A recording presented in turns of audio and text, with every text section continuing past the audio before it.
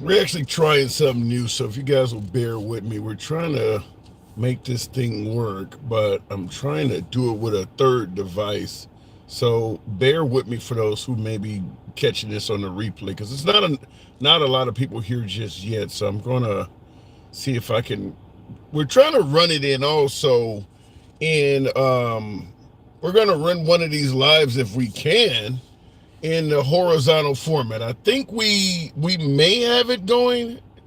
Orientation is locked, rotate device, but I don't know if it's doing it right now or not, but we're trying to see. Love this show. Thank you there. I think that says blessed up Kev. I'll just go ahead and kick off the live if it allows me to do so. What up, folks? Once again, it is indeed your boy Tim, the handsome liberal. Happy Saturday to you folks that are tuned in. I was trying to just give you a spiel because I know some of you folks are here watching while I was screwing around with the device. We're trying to bring on the third platform. Some of you folks have been suggesting you would like to see YouTube horizontal because both platforms are vertical. Some folks said they want to see it horizontal. So we are trying that. YouTube does allow it both ways. So we're going to try to do that. But let's get into the actual meat and potatoes of the show. As you may see, the show is indeed titled The Power of Trump. Now, make no mistake about it, Trump has really, for lack of a better term, he's done the impossible.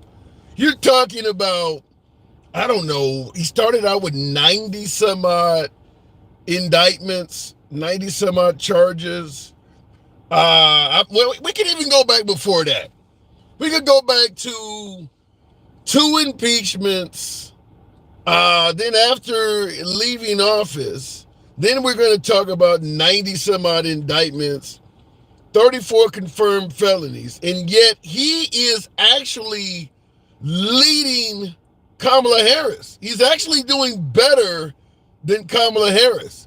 So what I want to ask you folks is, we want to explain. I can't even get this out. I want folks to explain the power of Trump. Now, we could be talking about everything from being Teflon Don to just simply being untouchable. But make no mistake about it, Trump has a power that is unmatched, unrivaled. No one else that I don't think any of us can think of has went through all of the, I want to sound too religious here, but all of the trials and tribulations of former President Trump. He has, whether you love him or hate him, you got to get a man credit. He has survived a lot.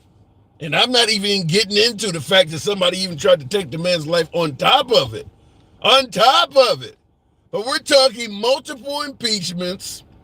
We're talking 91 original, I think it was about 91 indictments. A few of them got thrown out, so it went down to 80 some odd indictments. 34 actually got through, so he got 34 confirmed felonies. And he is leading in the polls. How does a man sustain that many swings at him and come out on top? That's what I want to hear you folks discuss today. Because I am baffled. I've been covering shows. We've been doing shows and discussing this topic since the very beginning. And I gotta tell you, I'm eating crow. I must inhale a hell of a lot of humble pie because there's no way in hell I thought Trump or anyone else could sustain what that man went through and come out on top in the position he is. Now, at the end of the day, he may not necessarily win. He may not win the election, but he damn sure could. It's damn sure looking very good for former President Trump. How does someone come out like that? Now, in the comments, before we continue on the show, that says, Johns, I think, says he's not leading in the polls. In several polls, Trump is leading. There are polls that suggest Kamala Harris is leading in some places too, but I just seen a poll not long ago among likely voters. Trump is leading. Put it this way. We can argue and bitch about who's leading or not. It's fucking close. It's really close. It's not a runaway for Kamala Harris. It's not a runaway for Trump. Yet Trump has sustained all sorts of attempts on his political career and up to and including his life. Kamala Harris hasn't sustained any of that. Yet he is very competitive with her. How does that work? I want to ask you folks. Also, early voting has started. The state of Georgia claims over 1 million plus people have already voted. Have you voted? Have you already cast your ballot? Is early voting allowed in your jurisdiction? Do you trust it? Remember 2020, Trump was singing a totally different tune than he is now. In 2020, Trump was adamantly against early voting. Now he's telling everyone at his rallies, get out and vote. What did he say? Get your ass off the couch. Shout out to Trump for actually getting involved in the system now. But he was adamantly against early voting in the last election. So definitely the question is, have you voted? Do you trust that system? Because Trump had us believing that early voting meant fraud. Early voting would lead to fraud. Now, as I always point out on many shows, Trump has yet to prove that any of that fraud took place, in my humble opinion. But have you voted already? And of course, why is Trump surviving so well despite the numerous attempts at his political career, his freedom, and or his life? So moving on with the program, you guys know how we run it. We don't block, ban, or censor anyone for their commentary. You can be critical of anyone in the comment section. You damn sure can be critical of the host. We're all about free speech here. We go left of Bernie Sanders to I'm having dinner with Q. We are MAGA friendly. Always have been that way. Always will be that way. Real quick, for some of you folks that may be watching the horizontal broadcast on YouTube, I'm pointing right at you because I'm looking at all of these different devices. But for you folks on YouTube that are being pointed at right now, understand this is the first time I've ever done this, so I might be a bit slow because everything is all twisted on the screen. So I'm just simply trying to see, based on the participation, if it's worth this third platform. But you're going to hear the audio from YouTube. There are folks on YouTube horizontal and also vertical. So going straight to the box, I think that says Bar Stool Playing. That's a hell of a name. Good afternoon and welcome to the pro. Why is Trump defying every damn body? Are you there? Oh, I'm sorry. Yeah. Thanks for having me. What'd you say? I'm sorry. How is it that Trump, despite numerous attempts on his presidency, 2 impeachments, numerous attempts at his political career, his freedom, 91 plus charges, and even his life, how the hell is he doing so well and surviving it all? Because people don't know the real Donald Trump. They only see what the media is seeing, feeding them. I've read several of his books. That man has not changed in however many years that I've known about him. Oh, they loved him on the shows like Oprah and what's her face there? Not Martha Stewart, but the other lady there. Loved her. Couldn't wait. They were ecstatic when they were on there. But you say you said he has not changed. Keep in mind, you're going back to Oprah. Trump was speaking highly favorable back then of the Clintons, of Oprah. He was friendly to Al Sharpton. What do you mean he hasn't changed? I'm fine with that. But you said I'm not going to throw a blanket over anybody. Everybody's got their own ideas. He's an individual. No.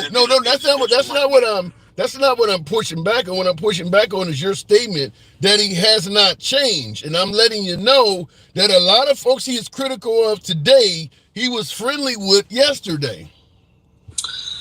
Well, maybe they did something he disagreed with. Well, you know what I mean? Yeah, we can say, man, I don't know what Oprah's done. I mean, plain, I'm not, I mean, I might say something or do something you disagree with. It doesn't make me a bad person. No, I'm not. We're not here to say he's a bad person. I'm just addressing your comment that he hasn't changed. He is on video saying that you don't need assault rifles That is something he used to say. You're saying he has not changed. Oh, he's changed with that. Okay. Why can't a human being change? Why can't their past be in the past and be good for the times for now? Yeah. I mean, you can't. I mean, if I was a criminal or something and I went to prison and I got out, I wouldn't want to still pay for those crimes. I've worked with guys like that, really great guys that made stupid mistakes. Yeah, I hear everything you're saying. You do understand. The only reason why I'm asking you this series of questions is because you stated he has not changed. With a common ground. What do you mean? Just the common ground of morality and things like that. So I don't know. I don't know anything about Harris. I know nothing about her. I mean, all I heard was, and I'm not trying to change subject on this, so forgive me, but she is an anomaly. She was put in there because there was no other choice. They didn't vote on anybody. True.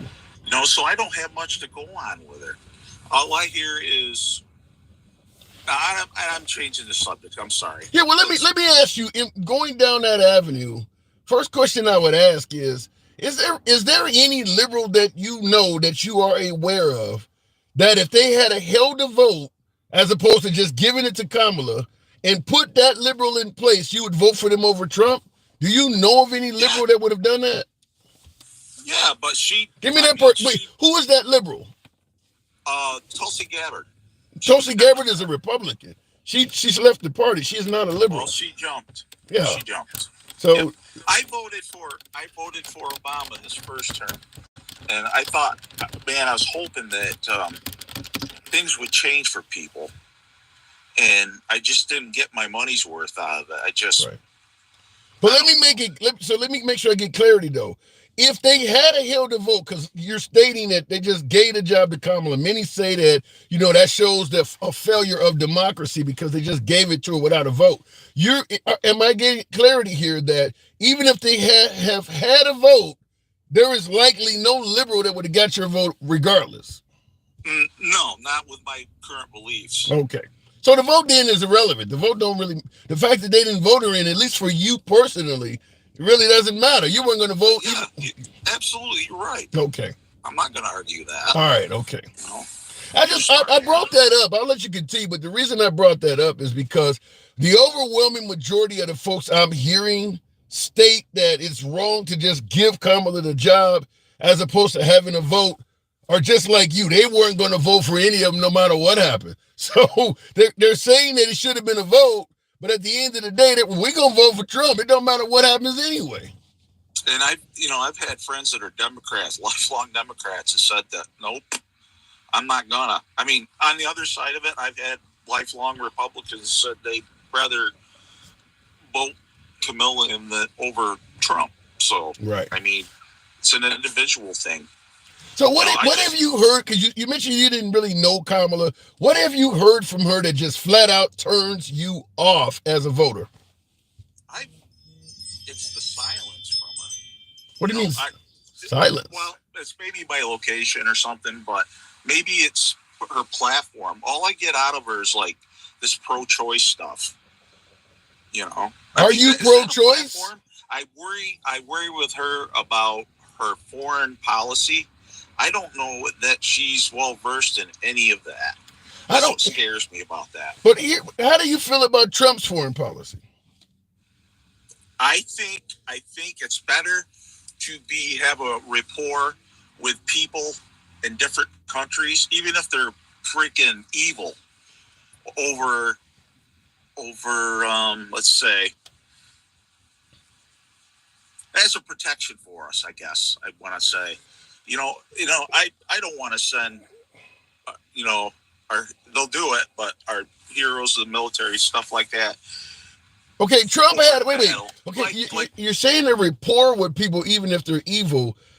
Could you explain, how does that benefit the United States to have a rapport with maybe dictators or someone that's quote unquote evil? How does that?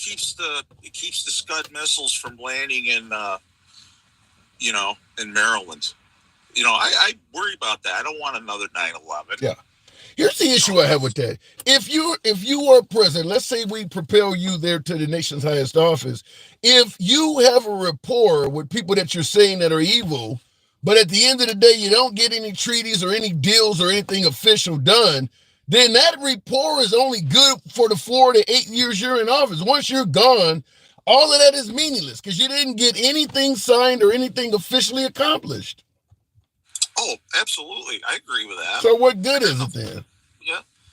Well, it's got 3 to 4 good years of not getting the shit blown out of us.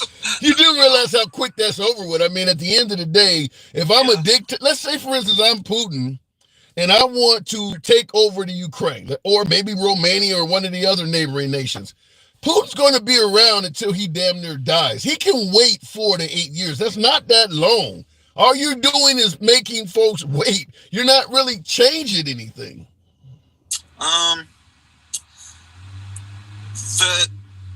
The distance between the Republican and Democrat, you're probably a little bit younger than me, but I can remember JFK and things like that. I would vote for him in heartbeat because there was a common ground with him and Republicans. My mother's been a lifelong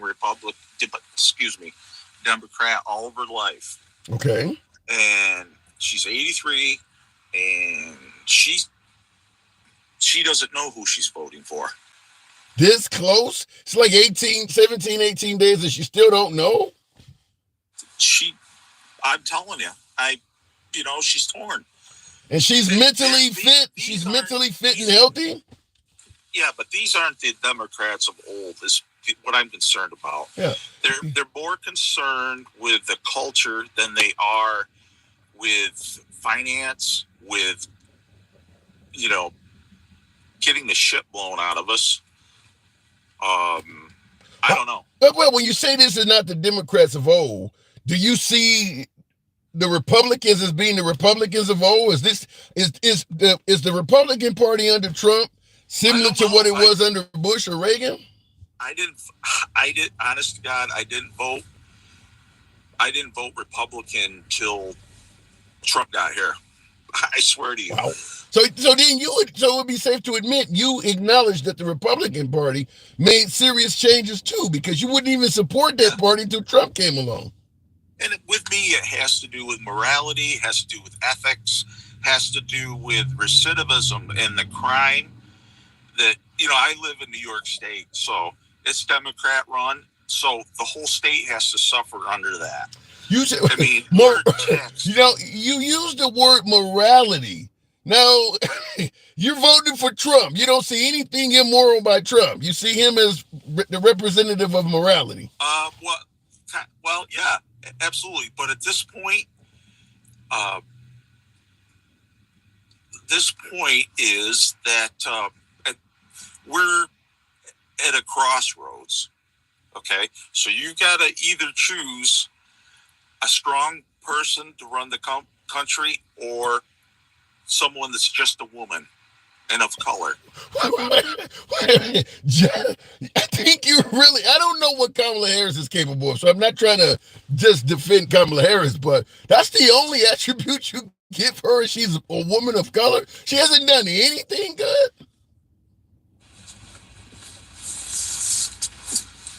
Well, I'm sure, but I just haven't. All right, fair enough. That's a strong. I got to move it on. That's a strong opinion. You definitely drive a hard bargain. Is this our first time talking?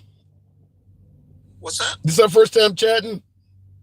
Absolutely, yep. It's been a pleasure. Come on back through. We don't have to agree politically. It's always a pleasure. Come back through sometime, man. Feel free to follow the program. Yeah, you too. Take care. Absolutely. And that's how we do it here, folks. We don't block, ban, or censor. Left of Bernie Sanders, Trump having dinner with Q. Everyone gets to speak. We're going to push back. So understand that that's how the program works.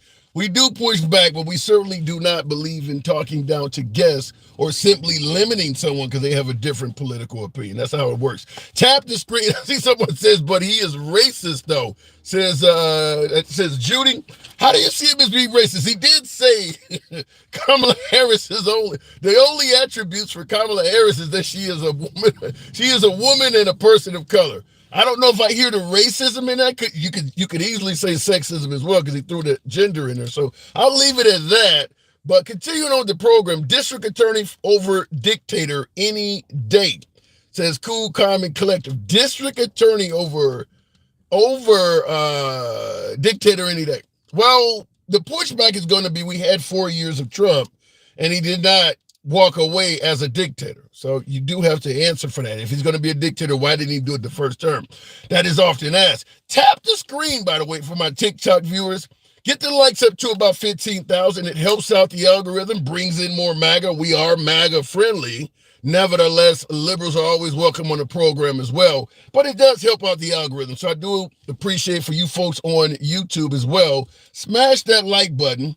And real quick, I'll just say this again before I go to the next caller. For my third platform YouTube viewers that are watching it horizontally, this is the first time I've ever done it. So any mishaps with the program, my apologies as I learn how to figure this out. But the vertical streams as normal. Real quick in the comments, I can't even pronounce all of that. The change in vision cannot be facilitated without the support from the party donors, and I highly doubt. Okay, so you're speaking with somebody else. I'm sure you were in the bedroom with her sleeping her way to the top. Chinese whispers. Here's what I don't get. Before I go to the next caller, it's not uncommon for folks to suggest that Kamala Harris slept her way to the top. Willie Brown, back in the 1980s or whatever the case may be. Two pushbacks. In defense of Kamala on this one, and I would not defend her in this if I thought that was legit, but she's had so many elected positions. She would have had to sleep with every damn body. You would have to have more modern lovers than Willie Brown. She went from district attorney to attorney general. She rose to power in San Francisco. Then she rose to power in California, became a U.S. senator in California, became a vice president, and now she's running for president. If she slept her way to the top, Willie Brown cannot provide all of that. So I do want to point that out, that she is constantly getting promotions that require votes. She didn't get appointed to all those damn positions. Those are votes. So the idea that she slept her way to the top, based on that premise alone, does not make sense. But I do want to provide a second topic before we go to the next caller. If you see Kamala Harris with the whole Willie Brown thing is sleeping her way up to the top, but you view Melania Trump favorable, then you're just biased. Then sleeping your way to the top don't mean a damn thing to you. Because when Trump was in power, your first lady literally slept her way into that position. That is the only reason she is married to Trump. She slept her way into that position. There are actual nude photos of her that are easily researchable online. She clearly was selling her body for money. Now, I just want to point out the obvious. If you're going to suggest that it is wrong, whatever you're accusing Melania or accusing Kamala Harris of, but you view Melania Trump favorably, then you're being biased. She clearly did that. I mean, there's no way in hell you're going to get anyone to believe that the relationship between Melania Trump and former President Trump is organic and they just fell in love with each other, and she would have dated that guy even if he was broke as I am. No way in hell. So you can't bring up Kamala Harris and ignore that. That's my humble opinion. Going back to the box, moving on with the next caller. I can't believe people keep bringing that up, but I do have to push back in that manner. The one and only Jeremy, one of my subscribers. We always get a subscribers first, Dix. Good evening, Jeremy. Hello, Tim. How are you today? I'm doing good. Because I see folks push back on me. It's a little bit off topic, but I want to get your opinion. What about my pushback that the notion that Kamala Harris slept her way up to the top is got to be in the same category with Melania Trump. Because Melania isn't running. Like, I don't care about Doug Emhoff, if he slips his way into Kamala's life. Like, I don't care about that. Now, here's the thing. Hold on, before you continue. So you're saying you don't care if the first lady does something immoral because she's not running for power? Yeah, as long as it's not directly hurting somebody. Like, obviously, you can condemn someone, but you don't have to care if they did something that if they're not running, because then it's well, what power are they gonna really have? Sure, they can influence people, but that's kind of the same soft influence. You don't think the first lady has any power at all? You don't think she can? Power. She got her husband is president. You don't think she can influence him in any way? Remember they were saying that Hillary Clinton was always influencing Bill when he was in office? Yeah, but that only started mattering the second she started running. Then that's a little different. I don't really when Bill was in office. I didn't care what Hillary did that much, although I wasn't around. Okay, that's maybe that has something to do with it. Because what I'm saying is that when Bill Clinton was in office, everyone was suggesting that Hillary Clinton was running things behind the scenes. And that's what I'm saying. You're making it sound like what Kamala Harris did, if people would even believe that she could sleep her way to the top. But folks are suggesting that she did it, but for some reason, sleeping your way to the top doesn't make much of a difference when you're first lady. That doesn't make sense to me. It only, again, who's running for office? Melania? Is she running for office? She's representing our country, though. She's meeting dignitaries. I mean, she is representing America, and she does have power. Soft power. Now, soft power is not nothing, but she doesn't even have that much soft power. She has more than most women who are married to the person with hard power or do, because she's in a higher office than most. But even then,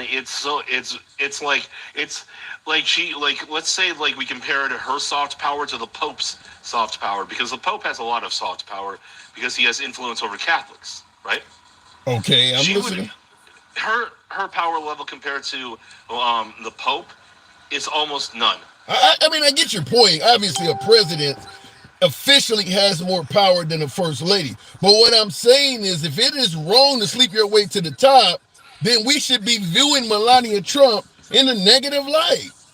I do kind of view her as slightly in there, but it's kind of like viewing a little molehill in your backyard, or as a problem. It's not really. It's not that important, because again, she's not the one on the ticket. That I can keep coming back to that over and over and over and over again. Okay. And there's a lot of other things that Kamala Harris has done that I don't like, that go way beyond her just sleeping her way to the top, versus Melania, who, So what about? Okay, let's say you're talking about Kamala Harris sleeping her way. Well, and I don't agree that she did it at all, but I'm willing to discuss it. So how do you feel about, as opposed to sleeping your way to the top, how do you feel about somebody who allowed it to happen? Who allowed it to happen? You mean like Trump? Like Willie Brown. Let's say Willie Brown. I think it's bad because he's giving her actual hard power. Okay, so giving Melania Trump the first lady's position because she's good at fucking, you're okay with that? Well, it's less important. She represents the country. Think about it. No. Let's really break this down. Okay, let's really break this down. Okay, Kamala Harris was the DA, right? Yes. Or assistant DA? I can't remember. Well, I'm assuming she probably had the assistant position too, but she had the district attorney, and then she became attorney general. But go ahead. Yeah. That means she has the power to basically send people to jail, right? Right. She has power over. She already blocked evidence that of an innocent man that would have kept him off death row. Right. Remember that? Right. Yeah. That's some power that goes way beyond I have nude photos on the internet, and that's how I married a handsome rich man. What the hell? That was a bad Melania. That was really bad. So how do you feel about the notion that she actually kept getting promotions through elections. Why are folks saying she slept her way to the top, which you don't get? Willie Brown can't appoint you to these positions. He can't appoint her as U.S. Senator. I mean, she has to get voted in. But where? From California, a blue state every single time. But she still has to get the votes of Californians. And by the way, Arnold Schwarzenegger was a Republican, and he won the governor, so you don't always have to be blue. Ronald Reagan was the governor of California as well. I know. Schwarzenegger was a great rhino. I love that guy. He was funny. He was a rhino. Okay. Yeah, he was a good governor. All right. So before I move it on, Jeremy, you know it's always good talking to you. Why do you believe that Trump continues to survive and literally the kitchen sink being thrown at him? He's had 2 impeachments, 91 charges, 34 convictions. He's still here in the race and very competitive. What is it about this guy that allows him to survive when no mere mortal could do so? 3 things. Number 1, he's hilarious. Because let's be honest, he has some really good moments when he bullies people. It's really funny. That's so bad. Keep going. That's bad. Number 2, he's somebody who, if we're being honest, the worst crimes that he's committed, at least from what we can tell, are not really serious crimes. Tried to steal an election? Yeah. Oh, wait. No. Hold on. We can go. That's what he's being accused of, Jeremy. I'm not. We can talk about it, but that is what he's been accused of. Well, those felonies that he supposedly got. So he went to appellate court, and the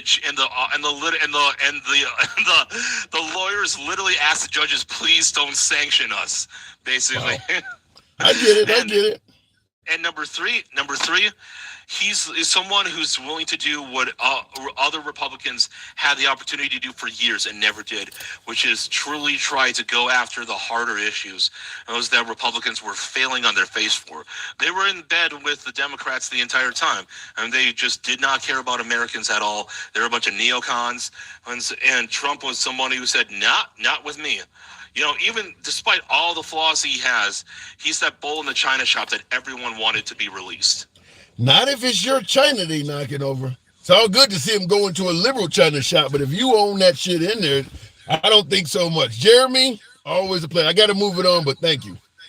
Thank you very much for having me, as usual, Tim. Love you very much. Thank you. Appreciate that. By the way, tap the screen, folks. A lot of lazy thumbs in here. We should be around 15,000. I get sometimes the topics are not favorable to some, but nevertheless, tap the screen. We're going to keep this evolving. Get the likes up to about 15,000 on YouTube. Will G, thank you for that super chat. They are really trying to sweep all the crazy Trump crap under the rug, says Will G. I'm in the same camp as you, and I gotta say, Will, it looks like it is a success. Trump is doing very well considering how many things they threw at him. I don't know how to explain it. I've never seen it before, but he is doing it and doing it well. I believe that's a song by LL Cool J. Anyway, Will G also says everyone saying nobody voted for Harris will be dumping in the, wait a minute. What? Everyone saying nobody voted for Kamala Harris will be dumping in their underwear in November. So what he is basically suggesting that everyone that is saying we never saw democracy because Kamala Harris just got appointed. She wasn't voted in. He's suggesting that everybody that is crying about that is going to be shitting their pants when Kamala wins in November. I don't know if the polls are backing it up totally, Will, but we got 17, 18 days left? It's really close, folks. It's really close. This is a close race. By the way, state of Georgia is claiming that they've already had 1 million folks show up to cast their ballots. Has any of you folks voted yet? And I'm asking that because I follow up by saying, do you trust the process? Understand 2020, Trump was stating that mail-in voting was a way of opening the door to fraud. Now, he's promoting it now in 2024, but in 2020, Trump was adamantly against mail-in voting. Following it, Will G says, Trump thought he was a playboy when he was getting tricked the whole time, and it is all on his head now. I don't know. I don't think I agree with any of that. You're saying Trump thought he was a playboy? Well, shit, if you actually got access to the Playboy Mansion. You're close friends with Hugh Hefner. I mean, I got to bring up Epstein. Maybe the ones he was hanging around with Epstein were adults, whatever the case may be. But Trump had access to every, Studio 54, you name it. He's going in all of the places where you can have some real Playboy action. I disagree with the idea that he thought he was a Playboy. No, he was the genuine article. And before I go to the next caller, I will say this. Because I am so adamant that Trump was indeed the genuine article, I have a difficult time with the whole grab her by the you-know-what is locker room talk. Point I'm trying to make is this. You're a good-looking guy, which Trump was a decent-looking guy, tall, you name it, incredibly wealthy. When he came down the escalator in 2015, he suggested he was worth $15 billion. But he's always been insanely wealthy his entire adult life. You're attractive. You're insanely wealthy. You have a host of businesses, your own damn TV show. But yet you're on some bus lying on your dick? That doesn't make sense. If you're worth $15 billion and you tell someone you had 15 women in a hot tub butt naked simultaneously, it's probably true. You don't need to make dick tales when you got that much shit going for you. So I do want to push back and say the whole locker room talk is not true. That doesn't make sense. I could make all of that reality if I had Trump's money and prowess. And I would assume most of you watching could too. There's no need to make dick tales or lying on your dick when you're worth $15 billion, you're hanging around a Playboy man. You got too many real stories. Why would you be making something up? That doesn't make sense. I don't believe billionaires go around lying on their dick. I do believe whatever they say in terms of being with women is probably true. Because simply put, there's an insane amount of women that would do it. Going to the next caller, tap the screen again. Like I said, I'm pushing this 15. You guys are really hard on that. Andy, one of my other subscribers, good evening. Welcome to the program, Andy. Trump is surviving it all, Andy. Now, I know you lean left. Trump is going to survive and pull it out. What say you? Andy, are you there? Yes. I do not think Trump is going to pull this out. Did you hear him speak? I've heard him speak quite often. What are you saying? I am saying that the man is losing it. His capability to hold together a sentence is waning. Are you suggesting that he is what he used to say of Biden, can't string together a sentence? Oh, yeah. He even cussed in front of the priest. When did this happen? In New York at that Frank Smith's dinner. Yes, I did. Well, he said bullshit in front of the priest, in front of a cardinal. Cardinal, not just any priest. Yeah, but Andy, it is less than 20 days. Do you think, even if priest was sitting next to Chuck Schumer? I get all that. It was just not a Republican-only friendly day. There were people behind him at his own town hall. There were Republican women that was a set-up thing who were looking at him like, is he crazy? I mean, I get all of that, but with less than 20 days remaining, do you think... I don't think he enjoys the support y'all think. I think those polls are skewed, and I think it's going to come out. Early voting's already starting to show it's leaning our way. It's not leaning Republican way. So you think Kamala Harris is going to pull this out? Begging his people to vote early now. What happened to, I hate mail-in voting. Now he's out here going, y'all mail in everything. Now he's complaining his own voters aren't voting. He told some woman named Lisa to get her fat pig husband off the couch and make him go vote for her. You know, when he said that, I had to... Your own voters that way, you got problems, Tim. I did see him get her fat pig off the couch or whatever. I had to rewind it. I'm like, did I just hear what I thought I heard? But, you know. That's to his own voters. Screw us. Yeah, well, let me ask you something, though. Does character matter? I mean, like, certainly with MAGA. I mean, is there really anything Trump could say that might be, a slip of the tongue? Not for them. But I do think that MAGA is not all the Republican Party. No, I agree with that. There's some Nikki Haley supporters, but are they going to vote for Kamala? No, I think there's some people like just party or country over party. I do believe there's some of those. I know more and more Republicans not willing to vote for Donald Trump. Because he won't denounce 2020.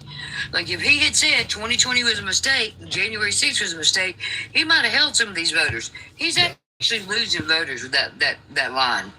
Then why do polls say otherwise? Why did the polls say, like, the Republicans were going to win every race they've lost since they overturned Roe? I mean, let's be honest. The polls have not been that correct.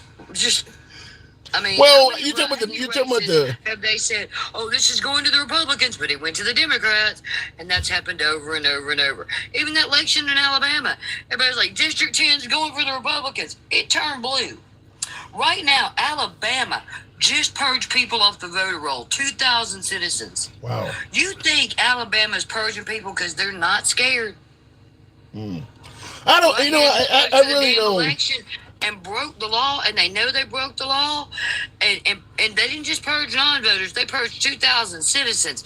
You think Alabama, which is the Republican stronghold, is purging the voter rolls because they ain't scared? Let's be honest. There's probably something to it. I don't like the idea that people are purging this damn close, but Stevie D in the comments. So is Virginia. But listen, Virginia's doing that way. Yeah, I don't. To me, there should be a time period where if you haven't purged, you don't get to do it. Certainly not this damn close. But Stevie D in the comments says can't wait to hear this woman talk November 6th. Now he's suggesting that Trump is going to win. Make sure y'all vote when Trump tells y'all to on January the 5th. Y'all all do that. Why don't you? What do you? Let me ask you this way. Because Trump could win. I understand your point, but he certainly could win. It ain't going to change nothing for me. What is your biggest concern if Trump becomes president? That he didn't have the good sense not to turn the army on the people, because he said this out loud. You believe that he really will? His own damn mouth. So you think, he didn't do that in January 2016. Well, Donald Trump didn't come out and say he would turn the U.S. military on the people in 2016. He said that shit now. Yeah. I don't disagree with you. He did genuinely talk about using the military to go against his liberal adversaries, but Kamala owned Fox News. They played that bullshit clip, and she laid into bed like, that ain't the clip. That ain't the clip where he said that he was going to use the. I mean, she ate Baird alive in that moment. And now he's come out and apologized, had to show the real clip. Have you seen that? Yeah. Shout out to him for actually doing that. I'm surprised he actually did that and apologized, because you wouldn't expect to get that apology and that kind of clarity. Yeah, well, I mean, when Fox News is doing that shit, people are scared. Yeah. Republicans ain't as strong as they think. They would not be purging voter rolls. Brett Baird would not happen to be backing his ass up on Fox News. It ain't her canceling appointments. He canceled 60 Minutes. He went to that one thing. He's canceled 4 more interviews. His handlers, have you seen him? The man looks like he's aged 100 years in a damn week. But here's what I don't, Andy, here's the pushback I have on this, though. Now that it is Trump versus the much... Wait, no, he's exhausted, Tim. You can't push back on the fact that he's crude. Yeah, I can. Here's my pushback. Now that it is Trump versus a much younger Kamala Harris, the liberals are pointing out Trump's age and frailty, but they were defending the hell out of Biden when he was exhibiting the same symptoms. Why is that? I'll tell you, but Biden never once stood up there and rambled for 45 minutes and didn't say shit. He might have been slow, he might have stumbled, but at least like during the debate, he answered the fucking questions. Trump has stood up there and babbled nonsense like back to the border. That's all he did during the damn debate. Andy. He kept going back to the border. No, Tim. You're not going to try to spin this. No, I'm not going to spin it. I'm going to give you facts. You say Biden... at least he answered the question. Did you not see the June 27 debate when he started talking about Medicare when the question had nothing to do with that? He did once. How many times has Trump done it? 1,000 times? Okay, so... let's play one character to 1,000 times. Did Trump... Like, what is the thing with the batteries and the sharks and the Hannibal Lecter. And the water? Like, come on, Tim. We're not unaliving babies after birth. Let's talk about the bullshit that's come out of Trump's mouth. I don't know where the unaliving babies at the birth comes from. I honestly don't know what was. He's crazy. That's where that comes from. He doesn't. What is net positive energy? Does he know? Like, does he understand what net? He's like, I don't think anybody knows what net positive is.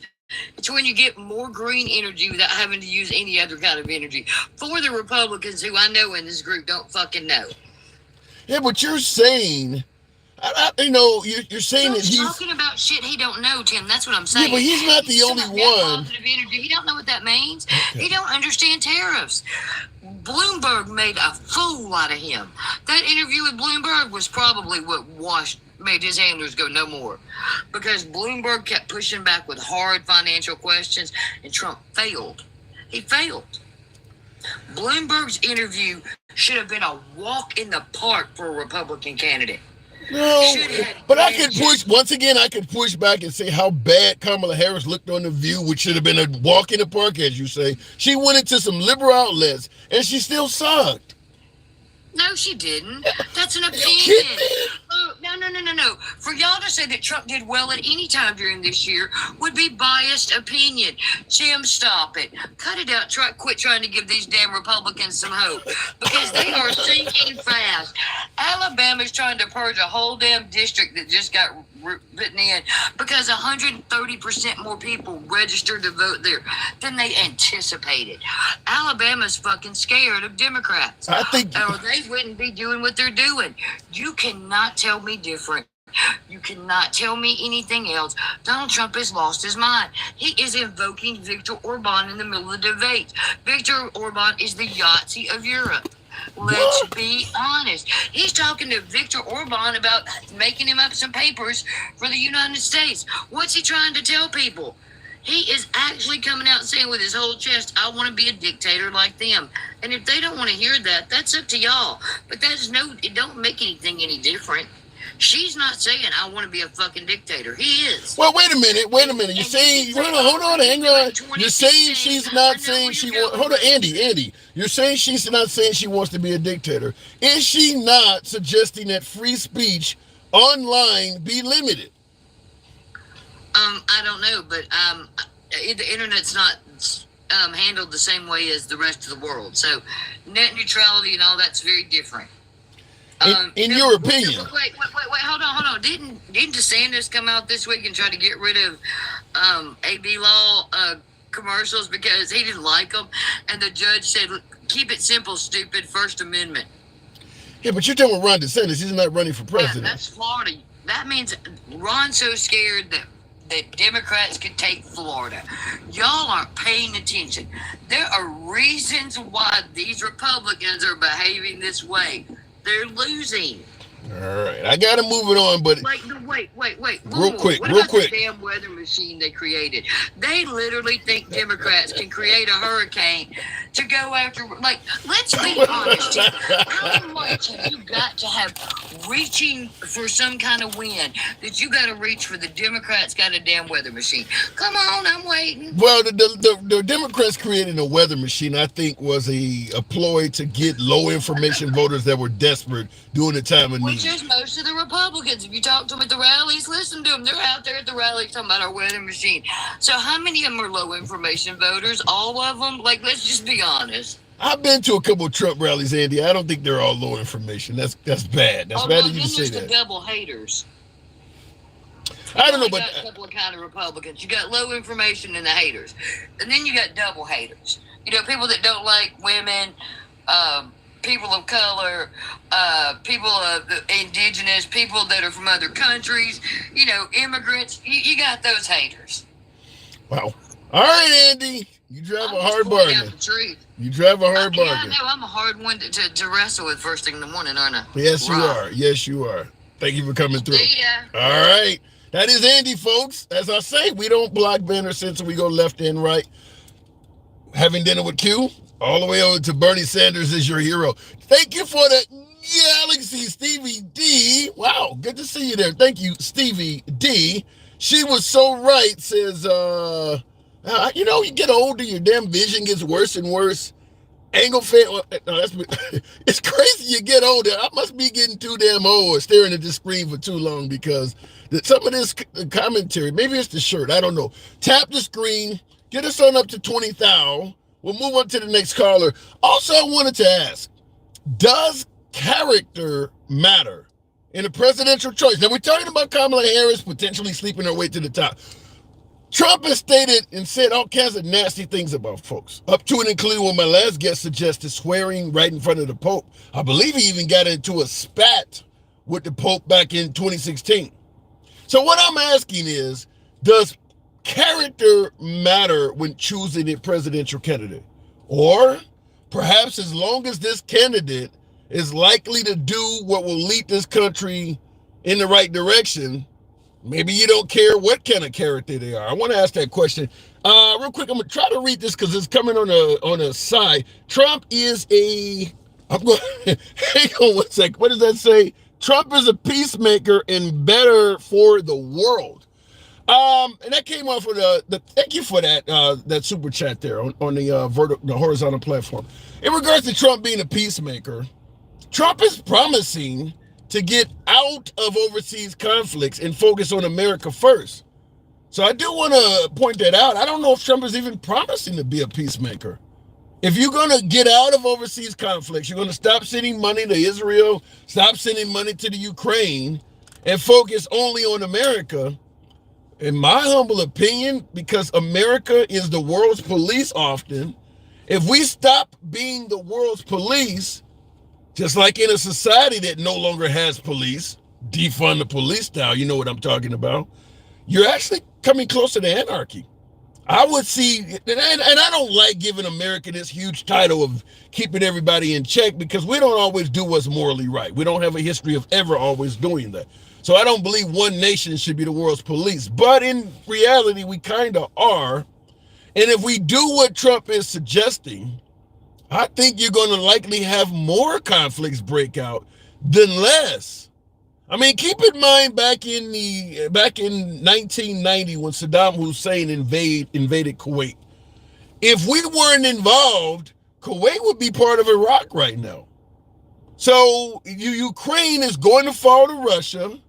My guess is Israel would either be wiped off the map if Trump decides to no longer fund Israel, or better yet, if we no longer fund Israel, they're gone. Because every nation in the Middle East is going to rise up against Israel. And if we continue funding Israel, the Palestinians are gone. The folks in Lebanon, Hezbollah, all of them groups, they're gone. Because it appears that Netanyahu is not going to stop either. The only way that conflict stops is with American intervention. So I don't see the peacemaker part is what I'm trying to point out. Anyhow, continuing on with the program, and I'm asking, does character matter? When it comes to saying controversial shit, insulting people, this is what Trump does. We're talking about Kamala sleeping her way to the top. We would, some folks will say, we're not trying to marry Trump. We're trying to have somebody that runs the country. I'm asking, does character matter at all? Going back to the box, I do want to, hang on a second. I got so many things going on at once. Michael, good afternoon. Welcome to the program. Will G, I think I missed the super chat and the thing reset on me. Will G, appreciate that. Ones in the comments who support Harris are people like me. I am an illegal, oh my God, in a 5-star hotel. Thanks for free everything, says Vote Harris. Someone with the name Vote Harris states the ones that are in the comment section who support Harris are people like me. I am an illegal in a 5-star hotel. Thanks for free. Oh my God. Michael, good afternoon. Hey, what's going on? Hey, back in the day when you used to go to the club, did you dance all night? Did you just dance all night or did you just sort of look around? I might have been more of a wallflower, but I got out there if the right chick came up. Well, why do you dance with these motherfuckers on your live every day, man? Why do you let them come on here and be misogynistic about Kamala? Why do you allow them to get into this sleeping her way to the top nonsense? Well, first of all, But because you know and I know, if women were sleeping their way to the top, there would be no men at the top.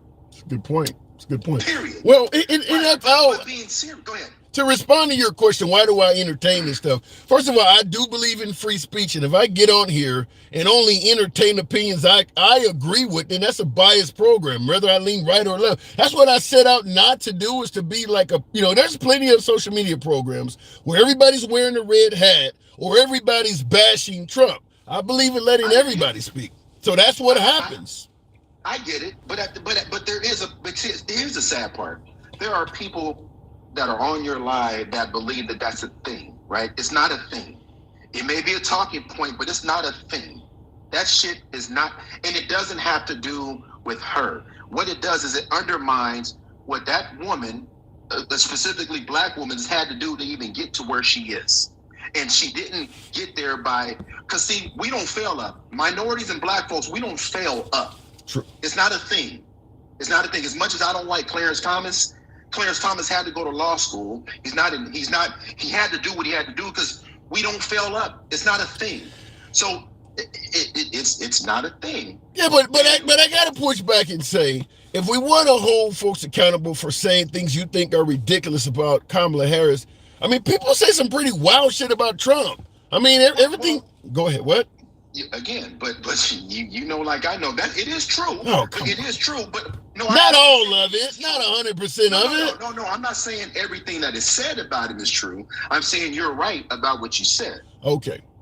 However, a lot of the things that we talk about with Trump are quotes directly from him. The majority of conversations that we talk about are direct quotes from him.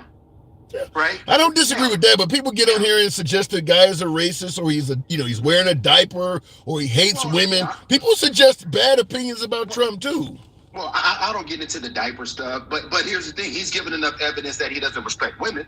He's given enough evidence that he's a racist. He's given us enough evidence that he is a sympathizer with racism.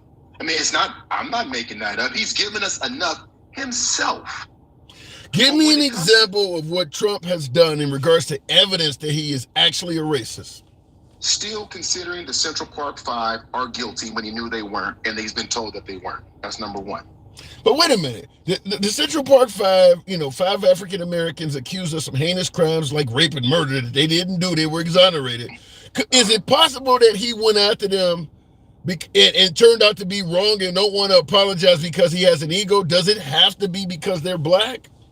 Well, yeah, it absolutely is because they're black. Because I have more evidence that he attacks people of color and minorities. The whole Haitians eating cats and dogs, and the picture he put on his ex about this is what your neighborhood would look like if I'm in office, and here's what it would look like if Kamala's in office. And what did that picture represent?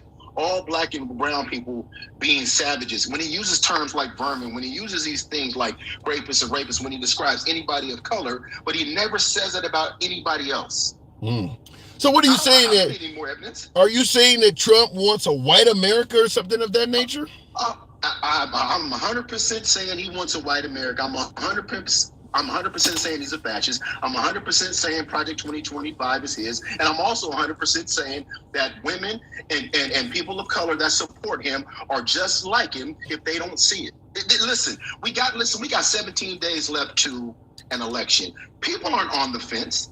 They just don't want to come out.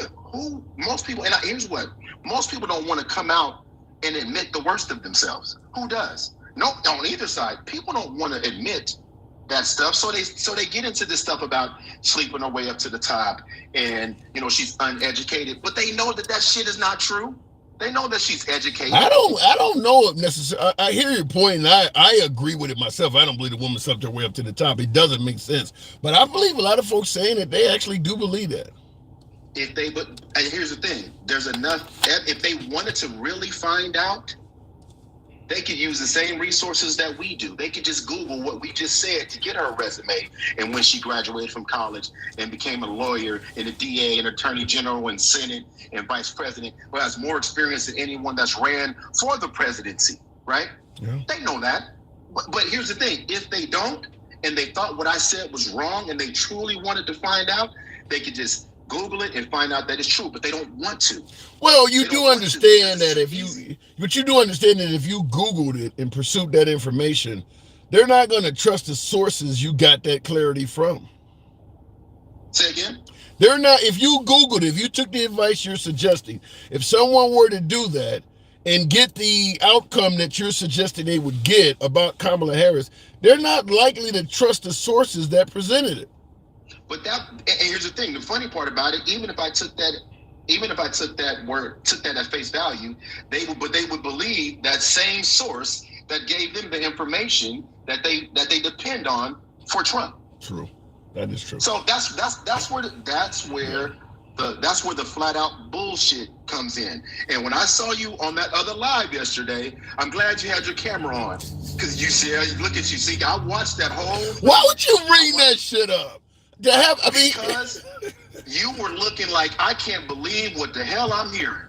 You couldn't believe that them people, them brothers was talking that, right? And that's what I'm talking about. This is dangerous.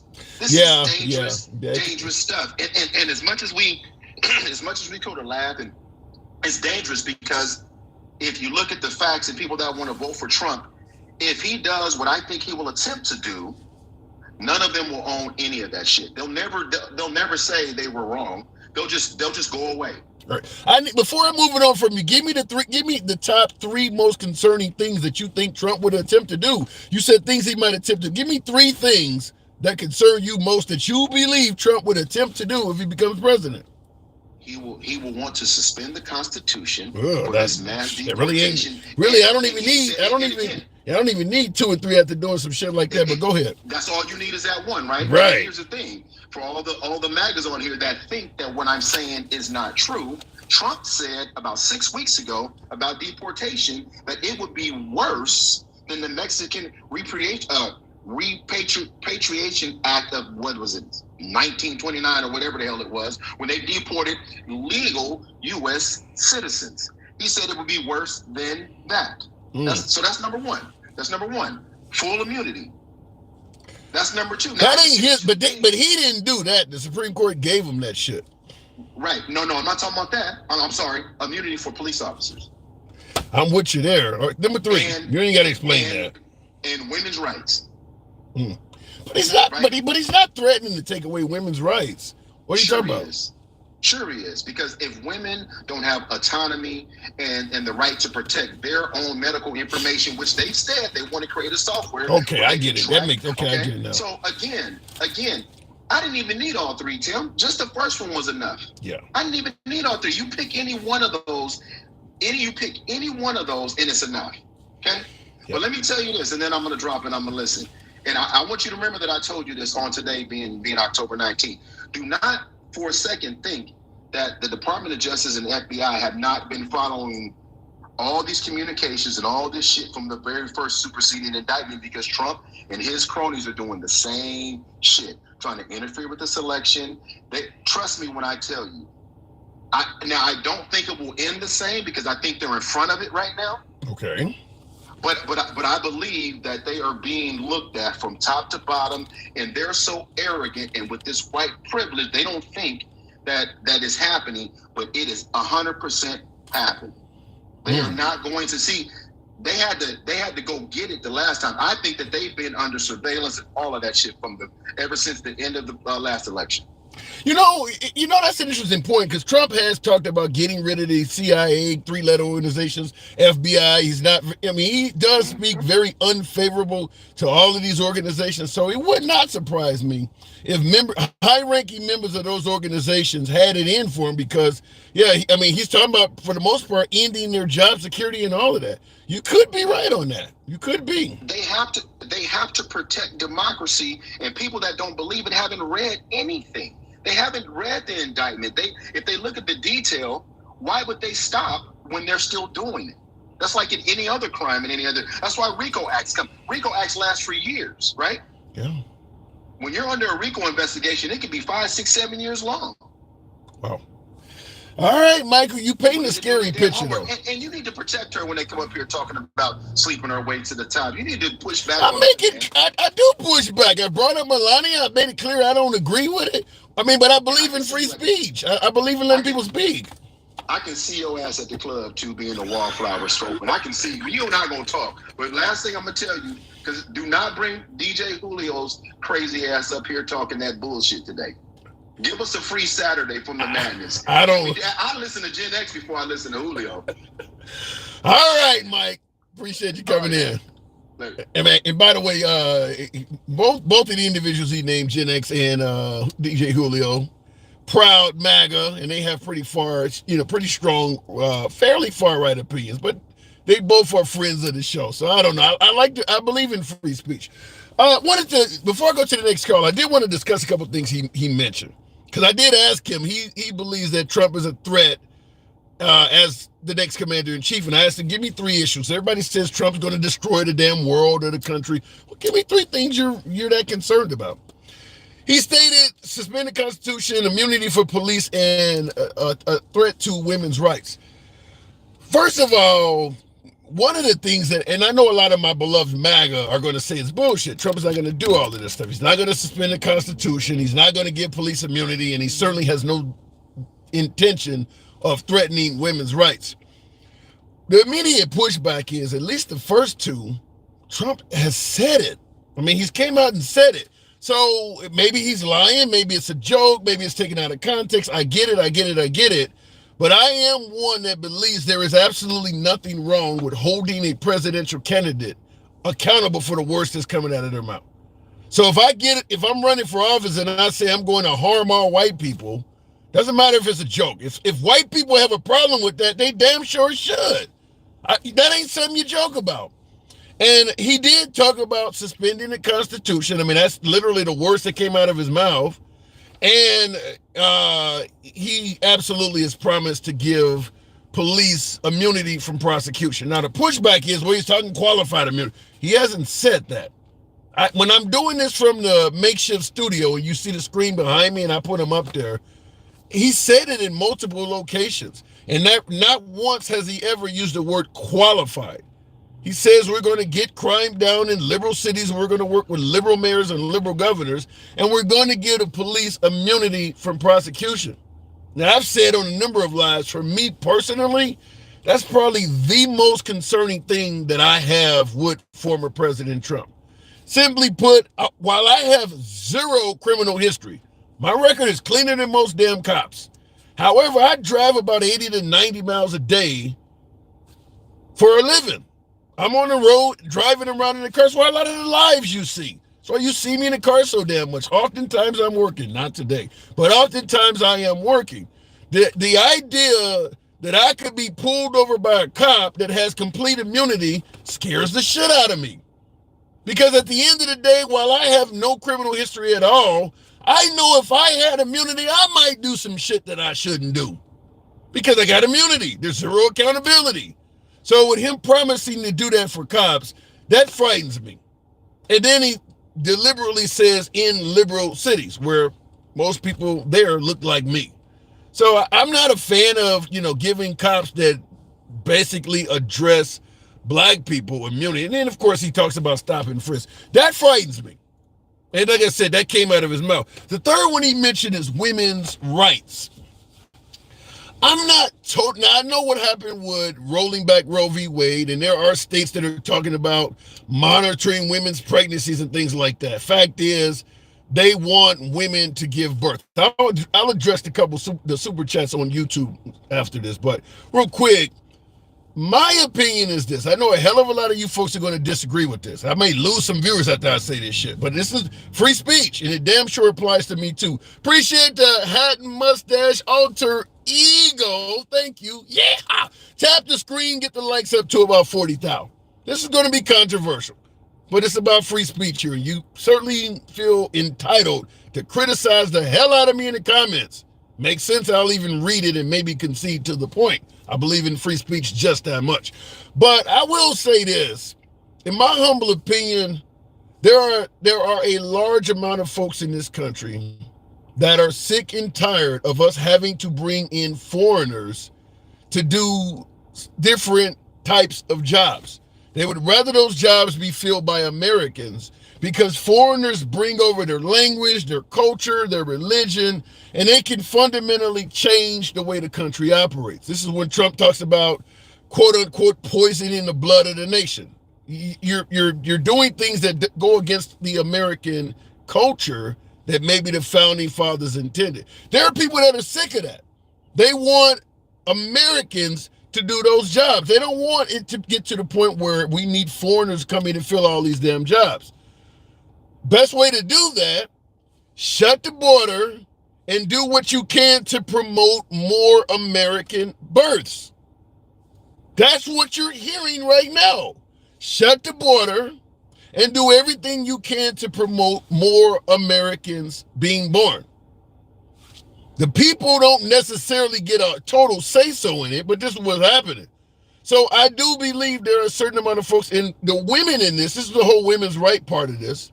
The women are not going to get a say-so in this. It's a matter of, we need you to give birth to more Americans. If you don't agree, so be it, but we need you to participate. And they're not going to give them any say-so in this. I do believe that's kind of why you're seeing the rolling back of Roe v. Wade, because you want more Americans to keep this country and the culture pure the way it used to be. Maybe I'm wrong. All right, by the way, as I said, tap the screen. We should be around 40,000. I'll go to the box shortly. I wanted to address a few super chats. They move the goalposts and make excuses, and it's disgusting. If it's not sleeping to the top, it's not having biological children, says Will G. The goalpost does get moved. The goalpost, like I said, I'm going to make it clear. In my last call, it was chastising me for this. I don't personally believe Kamala Harris slept her way to the top. Simply put, as I said earlier, her promotions came from elected positions. Willie Brown doesn't have the power to do that. He doesn't have the power to get her elected as senator in California or vice president. He didn't have the power to do all of that. So I don't buy into it from that standpoint. Maybe she could have slept with the guy and he gave her one promotion. He didn't give her all of the damn promotions. And by the way, once she's on the job, she's got to live up to the qualifications. You can't just keep promoting somebody that sucks at all these positions. She clearly was earning her way along the way. To me, that's the only explanation I have for it. But I understand if you don't like Kamala Harris, you're going to come up with whatever you can to demonize her, just like some folks who don't favor former President Trump. Real quick in the comments also, Sid, America is doomed. Wow, that's dark. Killed so many innocent people globally. Well, shit, we should have been doomed from day one. America was founded on killing innocent people. We've been getting away with it the whole time. I would submit to you this. We probably are killing less innocent people now than any other point in history. So I don't know if I would agree with you that we are doomed because we're killing innocent people. We've really cut back, so to speak. Will G, thank you. Appreciate that dub. Will, thank you. Will G says you could imagine if Harris said something bad about Irish Americans, Italian Americans, German Americans, everyone would be in an uproar, but because these are brown immigrants, they lie about it. It's not a big deal. I would suggest that there's probably some validity to that. And that's what the whole program is about. Trump literally surviving every damn thing. I will agree that Trump has said things that a mere mortal would have lost their whole political career for. And he said a lot of different things like that. I mean, we can start out with the grab him by the you-know-what, but he said a whole lot of other things that are very, very controversial. And yet, here we are. He still has a really good chance of being president. I think the average politician would be toast if they had said even a portion of some of the highly controversial things that Trump has said, such as suspending the Constitution. He's the first Republican to ban bump stocks, yet they're blaming the liberals for taking away Second Amendment rights. Yet he's on tape saying that sometimes you got to take away guns first and then give people due process. And the right views him as if he's a Second Amendment champion. I think any other right-wing or certainly left-wing member of the political sphere had said and done some of the things Trump did, they would be over with. So I do give a man credit his survivability skills are off the chain. Did you hear that he would cut the Department of Education and not send money to the states teaching true history? I didn't hear about the part of, wow, I didn't hear about the part where he's going to withdraw federal funds if a state is teaching the children true history. That's terrible. But I know he doesn't like the Department of Education. That part I already know. I didn't hear about the last part you're saying, but like I stated, Trump has no love for the Department of Ed, so I'm going to say it doesn't sound that hard to believe. Continuing on with the program, thank you folks that are tapping the screen. Get us on up to maybe 50,000. A lot, like I said, I'm getting it, but it's moving very slow for you folks that are tapping the screen. Sammy Kennedy, good evening. Welcome to the program, Sammy. Yes, sir. Hey. Thank you for letting me join your live. Thank you. If there's any veterans in there, I thank you for your service. I salute you. Same. Okay, I want to go on about this thing with the cops, the immunity. Yeah.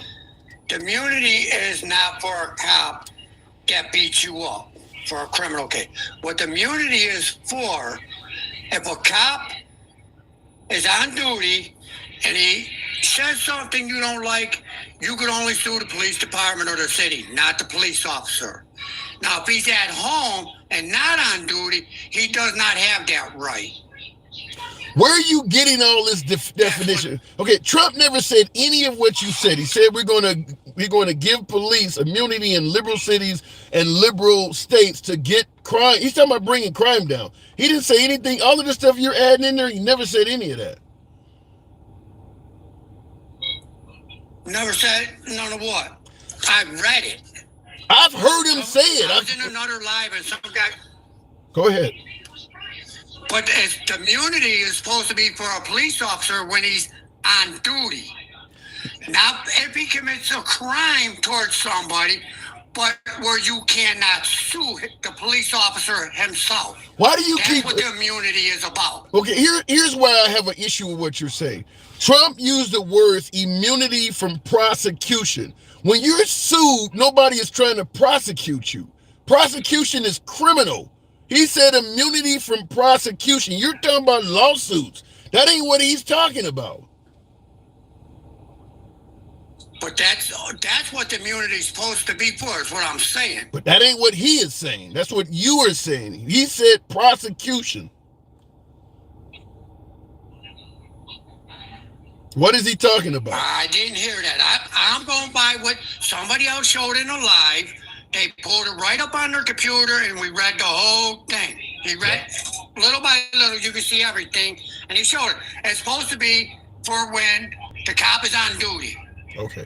Well, Not like I if he commits said, a crime like they did with George Floyd or the guy in Indianapolis. So you're saying that he said them people will be. Derek, wait, hold on. You're saying Derek Chauvin, the one that went to prison for 20 years for being on George Floyd's neck, it would have given him immunity? No. Then what are you saying?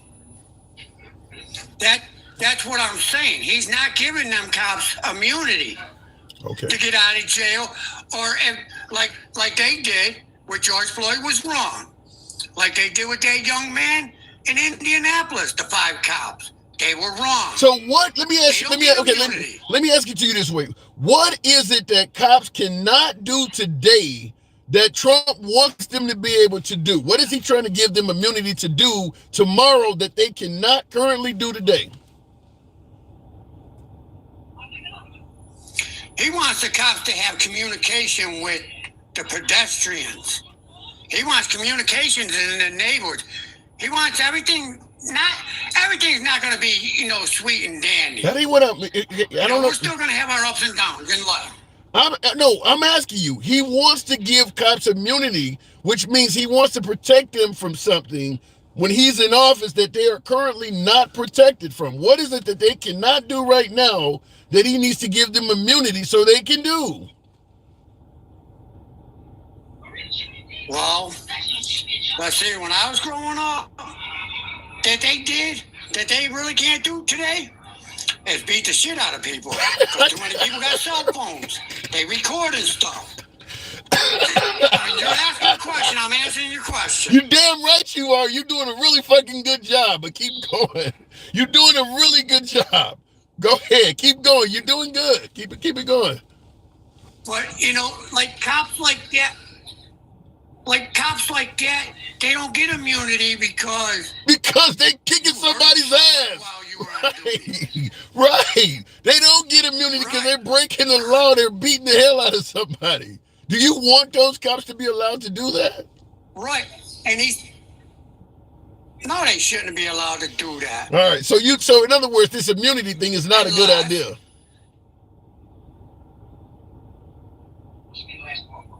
It's already in. It's not in. That's been in for years. Then what is he promising then? If it's already there, why is he going around saying he's going to give he's going to give police immunity from prosecution? What is he promising if what you're saying is true, that it's already there? What is he talking about? How is he going to give a cop that took somebody and unalived them and give them immunity? That don't make sense. He talks about these immigrants coming over that are killers coming from other countries' penitentiaries. You think he's going to give a cop that unalived somebody immunity? You sound like you turning blue right in the middle of the conversation. You sure you ain't voting for Kamala? I'm an anarchy. Oh. All right, but I think though, with us talking, Sammy, I'm totally against the governor. So you're against immunity? Pardon me? You're against immunity? Yes. Okay. You voting for cops that do bad. Are you going to vote for Trump? I am. But so his immunity thing is not affecting you, obviously, now. I'm not buying that. Okay. Well, that's the thing. I'm not buying that he's giving police officers immunity for unaliving people. I don't buy that. I don't, you made a good point. I'm hoping that he's not going to give police immunity for taking somebody's life either. The problem I have with it is he's not being clear what he's going to give immunity for, which is why when I asked you personally, what is he giving immunity for tomorrow that they can't do today? And even you didn't have an answer. We don't know what the hell he's talking about. We're just hoping it's not to. I don't. Right, and that's a problem. That's a problem. Yes. All right. Sammy, I got to move it on. Go ahead. Finish up. Yes. Thank you for letting me join your live. Anytime. Come on back I just want to say thank you, bro. You have a great day. I still love you, regardless who you vote for. I still love y'all, man. Peace. All right, good talk. Moving on with I think there was a slight delay, which is why I kind of ended it early. But listen, at the end of the day, I don't mind the pushback. I don't mind adverse political opinions. In fact, I invite them. And me and my last guest may have had a difference of opinion, but that doesn't mean anything. He's always invited back. Real quick in the comment section, I am an illegal doing life in prison in South America, then was sent to North America. Now I am in a 5-star hotel. Vote Harris. The problem with your comment, Vote Harris, is you're saying the same thing. First you said you're voting for Kamala because you're an illegal. Now you're talking about you was an illegal doing. We get the sarcasm. I think at this point it's fairly clear what you're saying is not true, but I do appreciate you inputting and stating it. Why are people voting for someone who has said in plain English what he will do, but then people say, no, he won't do that? What the fuck? But that is one of the benefits. And that's what I said about character, and certainly in regards to President Trump, about him being Teflon Don. I will explain that. Tap the screen, get the likes up to about 60,000. A lot of lazy thumbs in here. On YouTube, feel free to smash that like button as well. We don't block, ban, or censor. By the way, if you do enjoy civilized dialogue in this manner, where everyone gets to speak, listen, being critical is not an issue here. We do believe in free speech, left of Bernie Sanders to I'm having dinner with QAnon. If you favor this type of dialogue, feel free to follow the program on TikTok, a subscription on YouTube, if you will. We will be here every day until Election Day. Otherwise, Monday through Friday is the normal schedule. But in regards to your suggestion that Trump people voting for somebody who says in plain English what they're going to do, but then people say he won't do it. I don't have an explanation for that, because it is true that Trump makes a lot of controversial statements. And then when you present this as a reason that maybe why you don't favor him or why you might not vote for him, his supporters say, well, he didn't really mean it that way. Like my last caller is adamant that Trump is not talking about, immunity for taking someone's life. He might be right. I hope so. But the problem is Trump did say the words immunity from prosecution. When I'm in my makeshift studio, I literally have him on the screen. You're seeing him say it on stage. It's coming out of his mouth. Not once does he ever use the word qualified immunity. It never comes out of his mouth.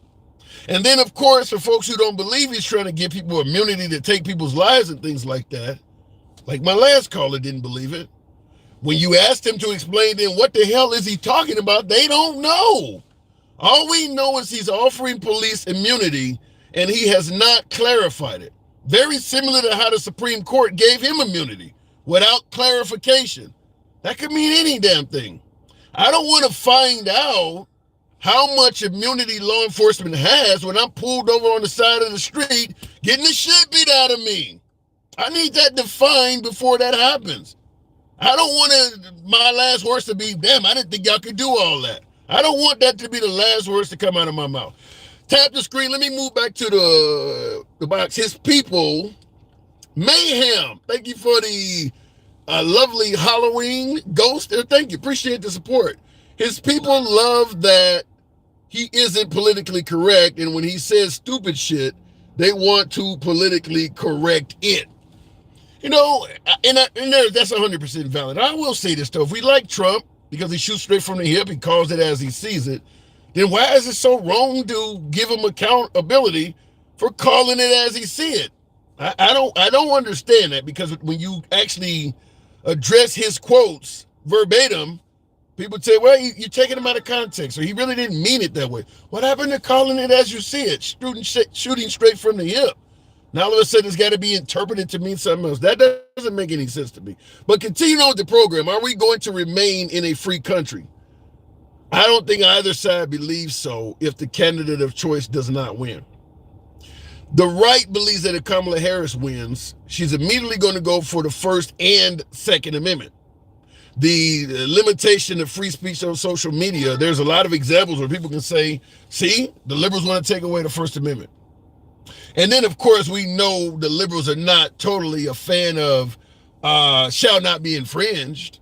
So you would more, but then again, like I said earlier in the program, if there is any president in our lifetime that has actually infringed on the Second Amendment, it's Trump.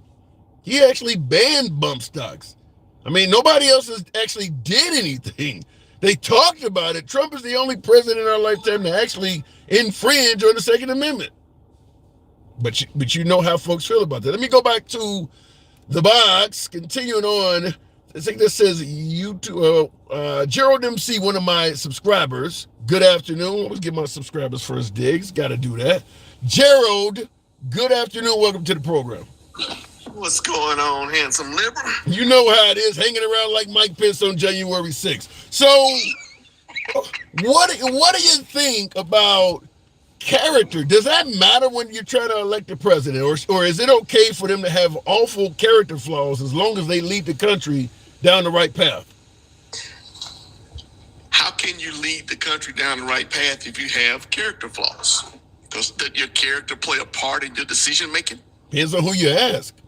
I know, but I'm standing on the outside. I'm voting for somebody, right? Yeah. So I don't know how much his character is going to influence or how much his character is not going to influence. I got to go by what he said. Yeah. I can't go by what I think he might want to do. Let me ask it to you this way. Now, we had 4 years of Trump. We don't know necessarily how Kamala Harris would lead, but we had 4 years of Trump. How do you think he did? Some things he did pretty good on. Other things he didn't. For example. Would you give him another 4? Would I? Yeah.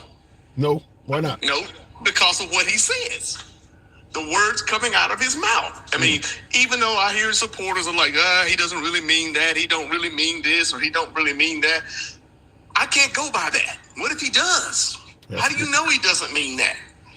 He's saying that's what he wants to do. And it, we always talking about the immigration thing. Let's go back to his first 2 years in office. He had the House, the Senate, and the judiciary. He had the royal flush. Yeah. He didn't build no wall. All he did was a tax cut for the rich. He got that through. He didn't do jack with the wall. And he can't say that Pelosi and all them blocked it in his first 2 years because he had control of both houses. Yeah. Come on. I mean... I can't argue with it. I can't argue with it. He was going to make all these big changes. He didn't do it. All he did was made his rich folks richer. And then he gave us a tax break that expires. We're going to give the rich folks, we're going to give them the cookies, the formula for the cookies, the recipe for the cookies, and all of that. We're going to give you other folks a twist of the Oreo. You can have a top. And that's it. When you get through eating the top of the Oreo, it's over. So it's safe to assume you believe that Trump is for the rich. Oh, of course he is. That's his boys. Why would he not be? Yeah. Now in the comments, hell of a name is pushing back and saying that Trump never had total control. Now the Democrats have had total control in multiple instances. So he's saying that Trump never had enough power to get those things done. Go look at your history. Go look at who was in control of the House, the Senate. Yeah. It was the Republicans. Yeah. It ain't that he leader. If we're going to hold Biden accountable, we need to hold him accountable also. Yeah. He was the leader with the royal flush. Yeah, it's not that Trump did not have total control. It's that he didn't have enough love coming from his Republican senators in Congress. Because remember John McCain goes up there and gives him a thumb down. If John McCain didn't do that, he would have repealed Obamacare. So it's not that he didn't have total control. He didn't have what it takes to unify Republican senators and Republican Congress to get his signature legislation. And by the way, I would state this. I don't think he has that today. I think the guy is divisive enough that he still would probably get a hell of a lot of pushback from Republican senators and members of Republican Congress because of the name calling and how much he insults them. I agree, but we're talking about the presidency and we're holding people accountable to what they get done or what they don't get done. True. Period. Yeah. Right? We're not going to hold him accountable because he couldn't do it because of McCain or whatever. Or we're not going to hold Biden accountable because this last Congress was a joke. They didn't do jack. Yeah. So, but we holding Biden accountable for what happened. Well, I disagree with you on this last Congress. I think they were very effective. If the goal is to help Trump get reelected and obstruct Biden's administration, I think they were very effective. Okay, so then we holding Biden accountable to it, right? Well, not that. Well, yeah, no. Accountable to the country's results. Yeah, and it's unfair to Biden. I get your point. Think about it. When they had the bill where they were going to do something with the border, right? They had the border, but then they threw in the money for the Ukraine stuff in behind it. Right. So they said, "Oh no, it's too much stuff." They threw that out. When they threw that out, then they went and passed the two things that they threw out. What the hell? But I will tell you this: the idea that we don't want to enact this border bill because it's got money for the Ukraine and Israel. I do believe the liberals could have took that out and they would have still been against it because the bill was thrown out to help Trump. That was just an excuse. At the end of the day, if they had removed money to the Ukraine, removed any money to Israel, they would have said, well, the bill don't go far enough in some way or a fashion or form. There ain't enough judges being hired, or you're still letting in too many immigrants. They would have came in with a different reason not to like it because they needed it to go away. But that was the words they used. The words out of their mouth was that stuff shouldn't have been in there, and that stuff couldn't have been there. This is no good. This stuff is no good. Yeah. And then they turn around and they killed the bill with the border protection on it. That the border protection and all these guys were for it because it added more manpower, it added more power, it added more things to help this situation. And then they turn around. I don't know if it was 2 months later and passed the other two. Yeah. Come on. Well, you had it. I think the guy from Oklahoma, one of the guys that authored the bill, came out and said he received a phone call and he was told, if you help the Democrats secure the border, your career is over with. I mean, it's pretty clear. They came out and admitted it, so it's pretty clear that they didn't want a border bill passed. They wanted to run on it as opposed to solve it. Yeah, and that's the kind of mess that just tears me up when they do stupid stuff like that. Well, but it might get them real. But from an election standpoint, it's all about winning. It ain't about us. It's all about winning. It ain't about us at all. I don't disagree with that. And Will G in the comments, Will G on YouTube says Trump wants total autonomy. Wow. He will defer. He will definitely, what did he say? He will definitely run his favorite. Okay, he will deferred run to his favorite SCOTUS to get it. I don't quite get the second half of that. Do you believe Trump wants total autonomy? I think he wants it. Will he be able to get it? No. I think he'll spend most of his presidency trying to get it, but he won't get it. Because there are some sensible Republicans. There are some sensible Democrats. I mean, there's nut Democrats and there's nut Republicans. But there's some sensible ones in there too. So you don't believe this whole he's going to be a dictator thing would ever come to fruition? I can't see how he could do it. But that doesn't mean that he don't want to do it. Yeah. That doesn't mean he won't try to do it. But I can't see how he'll make it happen. What about abortion rights going federal? Is there any chance of that? It depends on the Congress. Depends on how the Congress comes out. If the Democrats get Congress, then there's a possibility. But if not, no, because if it's a split house, if either side of that house, that's the other side that will reject the bill. Okay. Well, he is saying Trump and other fellow Republicans are saying they don't even want to have a federal abortion ban. Do you believe them? They're saying right now, that's all I got to go on is what they're saying. I don't have it. I can't get in their head. I have to go by what the man is saying. If you sit there and you tell me, if you're handsome, you tell me, I'm the biggest piece of shit in the world, I'm going to believe you. All right, that's a shout out to Maya Angelou. I got to move it on, Gerald, but you're right. When somebody tells you who they are, believe them. Appreciate you coming in here. Hey. I grew up like 30 miles from where she was born. Oh, really? Wow, so you know exactly what I'm talking about. All right. Appreciate it. All right, talk to you later. Got to go. Moving in the comments. Yeah, she says government should stay out of women's rights, yet she wants the federal government to dictate the limitations across the board. And shout out to Miss, I think it says Kyoto's. Shout out to my female MAGA, because like I said, everybody always thinks the liberals are going to get all the women's votes. So I always give a shout out to the females. I get female MAGA on the program, so shout out to the female Republicans out there. But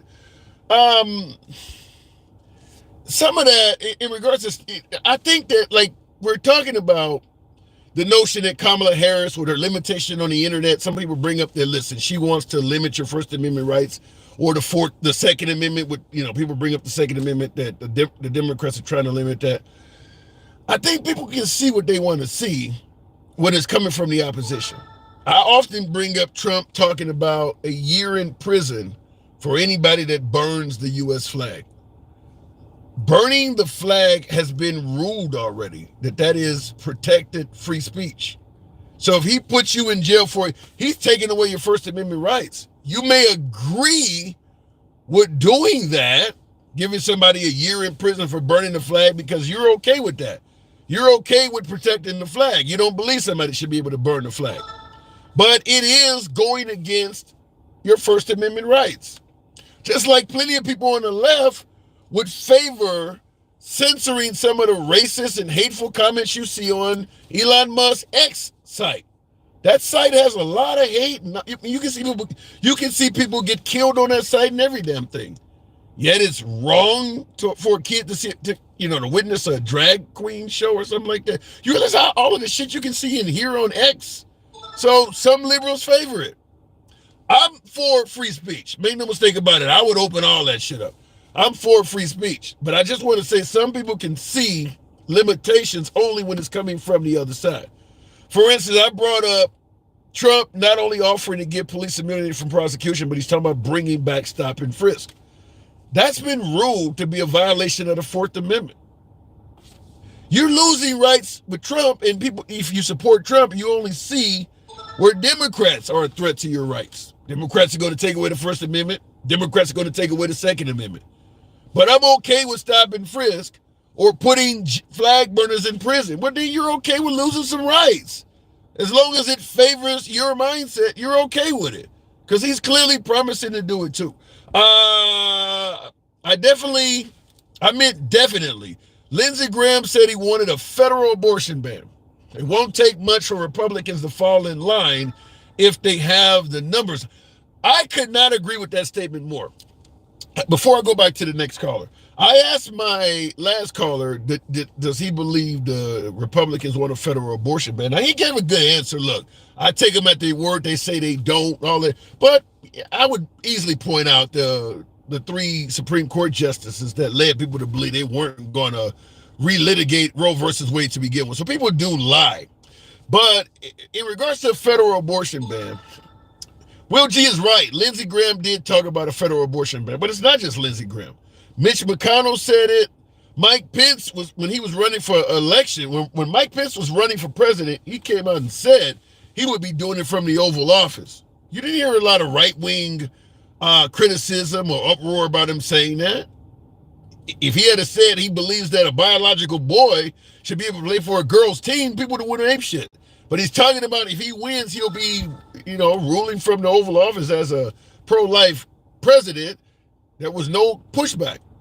So we've heard it from Lindsey Graham, Mike Pence, Mitch McConnell, and former President Trump is on video saying it could happen. He is on video saying it could happen.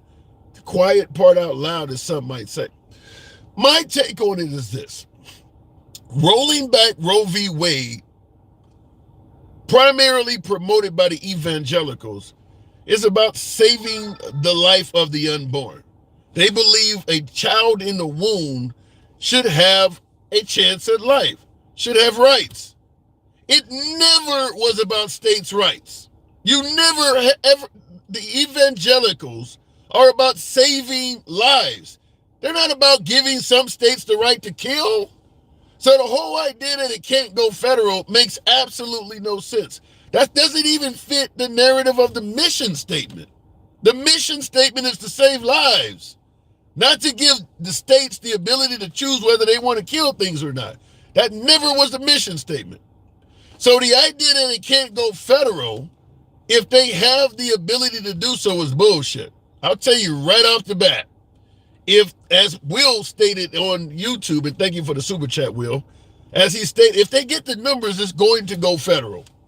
I don't think a federal abortion ban would piss off a single Republican. So it's about saving the life of the unborn. They would just say, well, hell, I guess more babies are going to get to live. They wouldn't push back against that. So they just want to give it to the states. No, they want to give it to the states now, but it's a stepping stone. It never was about states' rights. The evangelicals are not talking about saving lives. They're talking about saving lives. They're not talking about giving states the right to choose. Anyhow, looking in the comments before we continue on. But when a child is born and a parent doesn't want the baby, are Republicans willing to take care of the child? And it says that came from Tracy? No. Flat out, no. Republican Party tends to believe in self-responsibility, self-reliance. So once you have the baby, you can expect very little assistance. Look, at the end of the day, they're going to tell you exactly what they're telling you about the abortion ban. You should have kept your legs closed. You should have thought about that before you engaged in unprotected sex. You're not going to get a lot of assistance for these babies from the Republican Party. And I've said before on the program that if you have a woman that continues irresponsibly creating children in a state that does not let her terminate the pregnancy, and she got 5 or 6 kids on welfare, they're going to start coming up with punitive measures. Just like with guys, what they did with child support. You can lock a guy up, suspend his license. They're going to start coming up with punitive measures. That would be next. Maybe we need to castrate you. If you don't seem to realize that you are responsible for these children and you're going to just keep doing this, maybe we need to sterilize you. There are already states, I played the video the other night because so many folks on the right didn't believe it. There's 4 states out there already that have tried to pass a law. Actual congressional members, representatives in those states. I know Missouri was one, South Carolina was one. I can't remember the other 2. Texas, I believe, was in there too. to make a woman that is found guilty of having an abortion qualify for the death penalty. 4 states have already tried to do that. 4. Missouri, South Carolina, I'm certain of. It was Texas, and there's another state out there. 4 states have already tried to do that. So, yeah, if a woman is irresponsible and she keeps popping out babies she can't afford, I could easily see them talking about either sterilizing her or locking her up. Yeah, there's going to be punishment for that. You're not just going to be allowed to keep having kids in those states that have those bans. It's not going to happen. Missouri piece of shit governor's trash, says Chaz. Yikes. No, it was the doctors performing them. Get your facts right, bro, says Brian James.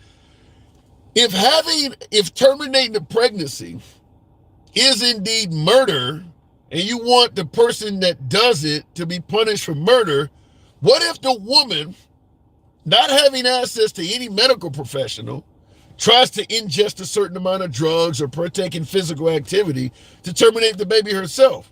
You're going to tell me that death penalty or whatever penalty they have is not going to apply to her? It's going to go beyond the doctors. That's crazy.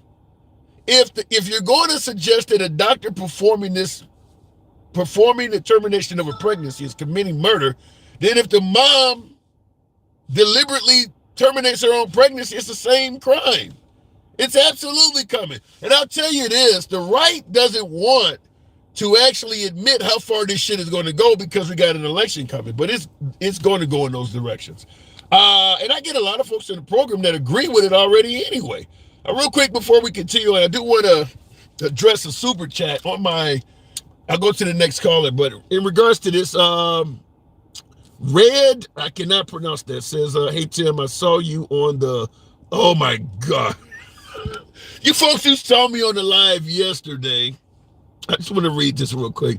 Made me appreciate your show even more. You're definitely got thick skin. Yeah, I was on a live yesterday, and I know I look goofy as hell with these reading glasses on, but the text sometimes I can't see. But I was on a live yesterday, hosted by an African-American gentleman. He's MAGA. Talk to him a lot. I like to speak to black MAGA. That's no problem there. But he was literally trying to convince me that the slave trade did not happen or is inaccurate. You know, ships bringing slaves to America from Africa.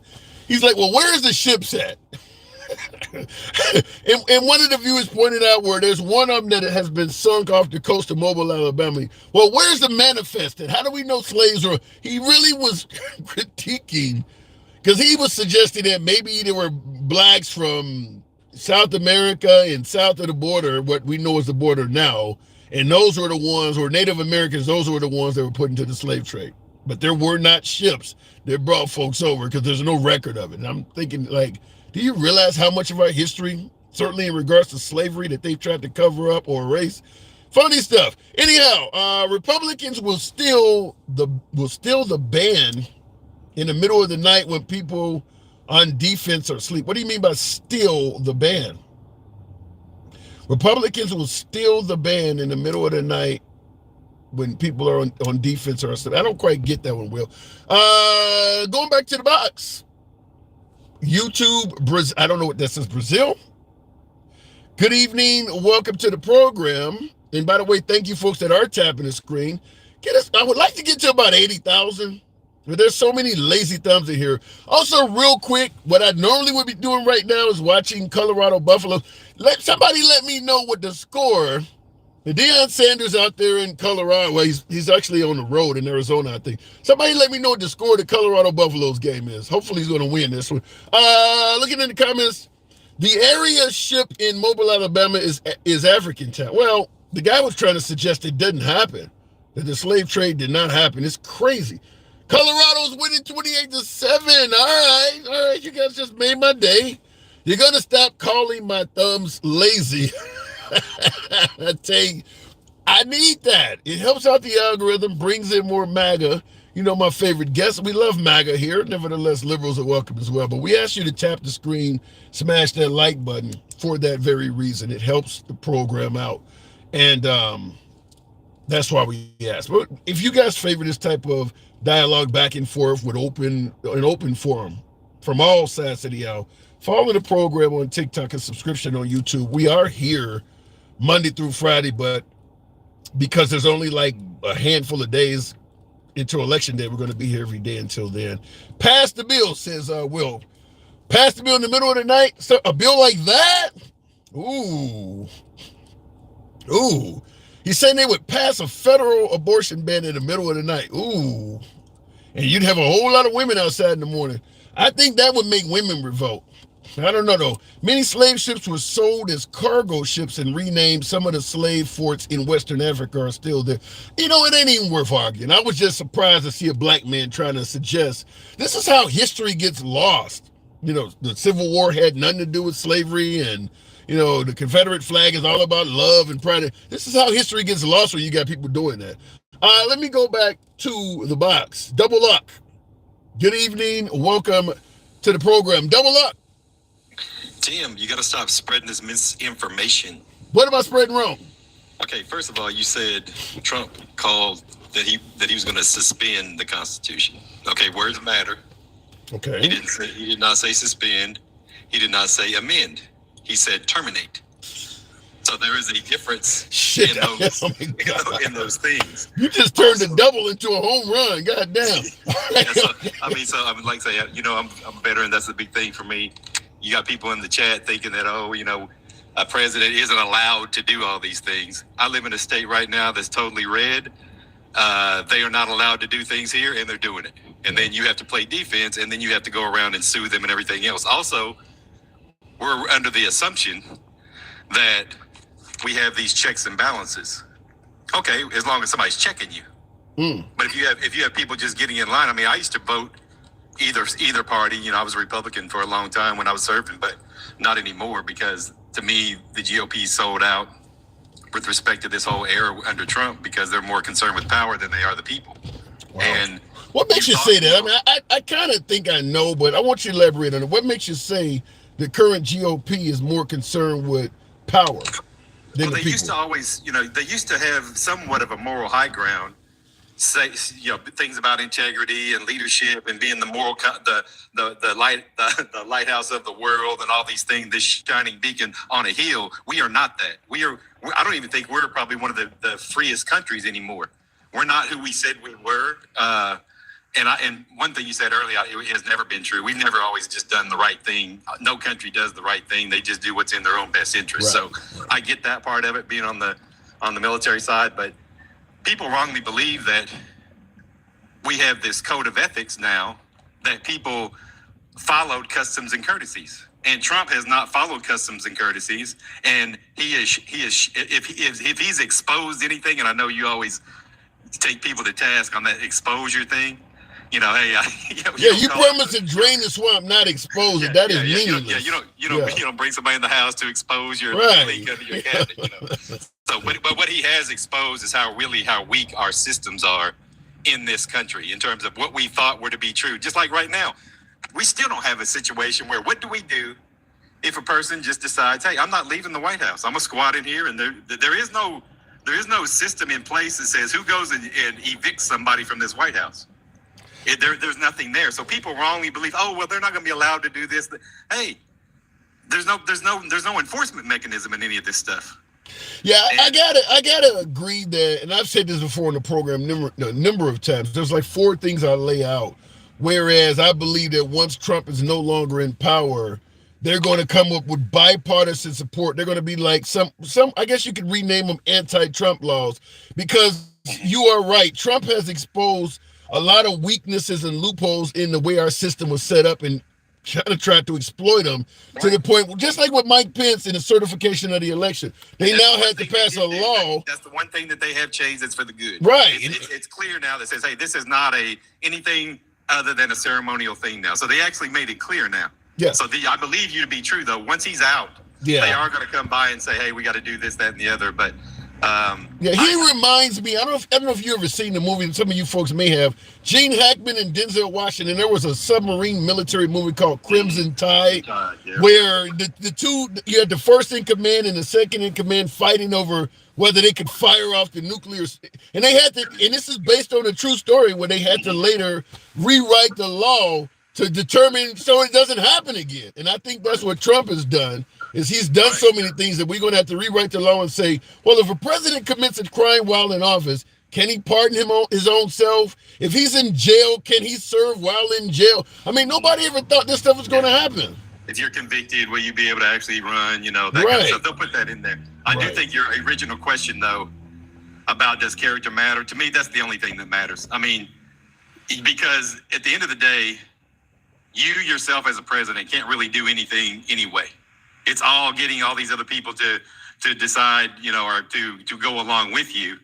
And at the end of the day, when you're talking about character, you're talking about the leadership qualities and everything else that a person has. And if you were, you know, one of the key traits they would teach us in the armed forces that, hey, a leader has to be selfless. You have to put the mission above. You have to put the mission and then the people above your own self. You don't think Trump is doing that? A lot of folks say that. You know better than that. You quit playing. Quit playing. He is not. It's all about him. Everybody knows it's about him. You know. Then why do so many folks view Trump as a true patriot, doing what's best in this country, and they believe that the Democrats are the ones that are tearing the country up?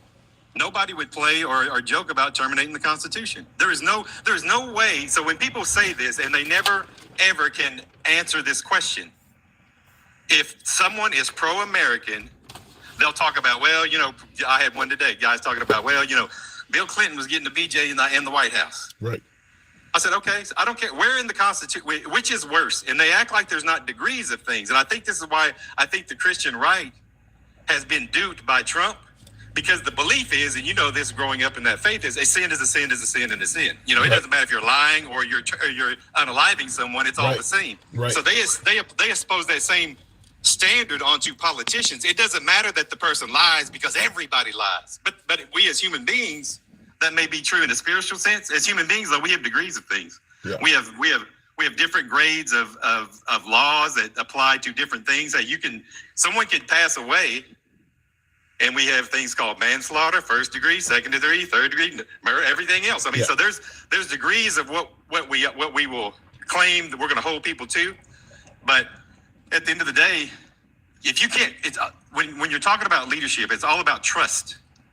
And if you say, hey, well, you know, would you vote for someone who's committed SA, you know, against a person, whatever? Well, you know, it's this, that, and the other, and she may have wanted it, or you know, it wasn't a crime, it wasn't a felony, it was some civil thing. Okay, fine. Let's say this. People will say, and I saw it in the chat too, like, well, you know, someone may not be able to do this just because they're saying it doesn't mean. Okay, look at your own kid. Say you got a toddler in the house and you got a person that's been charged with SA. You got cameras all in your house. Oh no, you can see if they're going to do anything. There's protections in place. They can't molest the kid. Are you going to hire that person, or are you just going to get somebody else? That's a good point. You don't have to. I mean, just because you have protections you think are in place, you don't want to even give the person anywhere close to what this is. So listening to your statement, am I correct in saying you believe that Trump has kind of basically disqualified himself from being able to run? Yeah, and I would say, you know, the Constitution itself says, and I'm a big believer on that. The Constitution says who's qualified. Okay. So qualifications, as you know, it's a very low bar. Most everybody in this life qualifies to be the president. You know, you got to be 35. You had to have lived in this country for a minimum amount of time, and you can't be naturalized and all this other stuff. Right. At the end of the day, though, most of us qualify. We as Americans, though, have to decide who is fit. And I think he himself has made himself unfit. And like I said, from the military angle, the whole thing with why are you, first of all, and then the big thing for me in the beginning was, Russia, are you listening? That was it for me. Yeah, that's what made me stop. Yeah, you're talking about what Hillary Clinton. That's what made me stop supporting them. And I was like, hey, that's a foul, because even if you're having a squabble with your own sibling, you don't call somebody else to come in off the street to help you whip your sibling's ass. It's just not a right thing to do. But what about the notion that he was just joking or was taken out of context? I don't think he's just joking. This is about one of the only conspiracy theories I believe. I believe that Russia really did do something. They hacked both the DNC and the RNC, and I think Trump does have dirt on people that are in the Republican Party because they got in line so easily.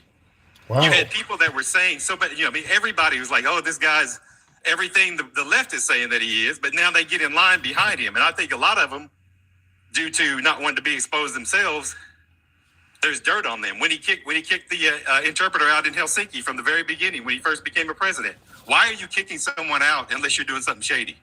I get the part about kicking people out, but I disagree with you that he has dirt on a bunch of Republicans, because I think if he did, you would have heard it from Chris Christie or Nikki Haley or some of the ones like, there's some Republicans out there that really hate him, like Jeb, like Mitt Romney. I think one of them would have spilled the beans and said the only reason why these people are voting with this guy is because they got, especially Chris Christie would have certainly said it, because Chris Christie ain't held no punches. What is Russia's purpose for hacking the RNC then?